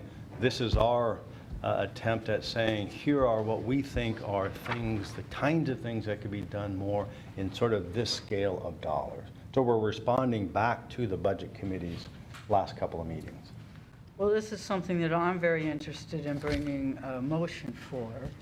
So I guess rather than picking out my favorites, would I put a motion for $500,000 towards EPD's discretion? Yeah, I think, and we can help craft the actual motion, but yes, essentially would say is recommend $500,000 for these kinds of things. And I know one of the things that Chief mentioned is we would want to come back to the council around this guardian trailers for surveillance, because that's an area in which the council has expressed very much an interest in being in that decision loop where we're going to deploy them or not. And so before we would go purchase trailers, guardian trailers, we'd come back to the council and say, are you okay with us moving forward on this? And then we can go do that. I remember when I wasn't on, talking about the cameras in the park blocks, and poor Jennifer Bills had done a ton of work, and then council said, oh, we don't want to do that. So yes, I would prefer we did that the opposite way around. So this potential $500,000, would that also include money for the court and the court programs, or would those be separate? So what's in the budget right now, and somebody can jump in, is what's already in the budget is the community court to extend through June 30th of 2020. So that's already in the budget. Okay. So you don't have to add Somehow I anything new to didn't get to catch that point. one. Yeah. Okay. But what we are seeing, and what I want to be sensitive to, and I think we saw a little bit of foreshadowing this last community court day, is that as we become more attentive downtown, We're going to need more community. we're going to need Some more more community capacity for court, that, for more sure. capacity. So would that come out of this potential $500,000, or would that be another ask? Well, you certainly, if it's something that we identify ongoing that we need, is capacity in community court. And community court, like most other services based on seasonal activity, can expand and contract. You'd like to be a really nimble and dynamic expansion and contraction of your services based on your need. We could use this money if the mechanism existed to be able to even expand it. And that's a conversation that is yet to be had with the judge and all of the administrative work that goes around that. But I listed that, or when we talk about cahoots in court, it's the same thing, and expanding community court and teen court. That's the type of homework we want to do. So I'm not saying, I don't think it's off the table, because it doesn't do us any good to continue to enforce the ordinances we have if there's no capacity to adjudicate it and get people the services. And so that's one of those inefficiencies that, and you heard me say in the process before you selected me as your chief, is we're not going to arrest our way out of this problem. I agree. But if we are going to ask people to enforce the law, it's tough to feel like you're relevant as a police officer if you continue to enforce the law and have no mechanism by which. Oh, I have heard this. I have heard this from both sides. Yeah, so I think there's a dialogue there about the expansion of community court that needs to be ongoing and be much deeper than what we're able to have here. Well, I have enough concerns about our needs that I will bring a motion and let you decide what to do with it if my cohorts agree. In my half a minute, I'm wondering, can you give me a couple of examples of what environmental design is that would, prohibit or decrease some crime? We do it in less than a minute. Less than a minute. For instance, city's doing a great job of investing planter boxes and taking up space on sidewalks in beautification of downtown. We've noticed there are several opportunities for upgrading LED street lights, so we have better lighting in the downtown core, especially for night areas. Those types of things that we would look at to try and create an environment that deters crime. That's great. I just needed to know what category of stuff. I'm obviously going to have some other kind of ask about homelessness also. Sure. Thank you. Thank you. Councilor. John? So I'd like to make a motion to extend for 5 minutes to complete the meeting. Second. All in favor? Any opposed? Okay, we have 5 more minutes. I have no comments. Thank you very much for your presentation. I think we could have talked another. I think your motion was a comment. A lot longer on the topic, and as well as started some of the deliberation on the motion process, but I also sense that the body language in here, we've been working hard for a long time, and we don't really have much motion intent signaled yet, so we want to talk about that for moving forward, because we're going to have to be efficient in the next meeting to get everything done that needs to be done. So, our next meeting will be on Wednesday, May 30th, where we'll continue our discussions, vote on motions, make recommendations to City Council. We'll need to finish our work, this is important, on the 30th to meet the legal deadlines. As such, we may need to extend the meeting if we have a robust dialogue like tonight. Assuming so. So after hearing the discussion today, the path forward is going to be that if you could signal your intent, your request for information, everything that you need, and give that to city staff by 5 p.m. tomorrow, so they have time to organize it and get it back to us. Keep in mind, Monday's a holiday, and we know we don't have much overtime money left in our budget, right? So it's going to leave us one day to start a discussion and ask additional resources, data, what have you, before we come together, and then we have to come together and have a robust discussion and start the motions. Any questions? Scott, real quick, just to piggyback on that, if you have any needs to talk with any of our finance staff, budget staff, your budget buddy, feel free to do that as well. We can help craft motions. We can help you figure out how to maneuver through it if you need that as well. So we're happy to provide that. Thank you. I'm looking forward to seeing everyone next week. So thank you for your time. We're adjourned. Thank you.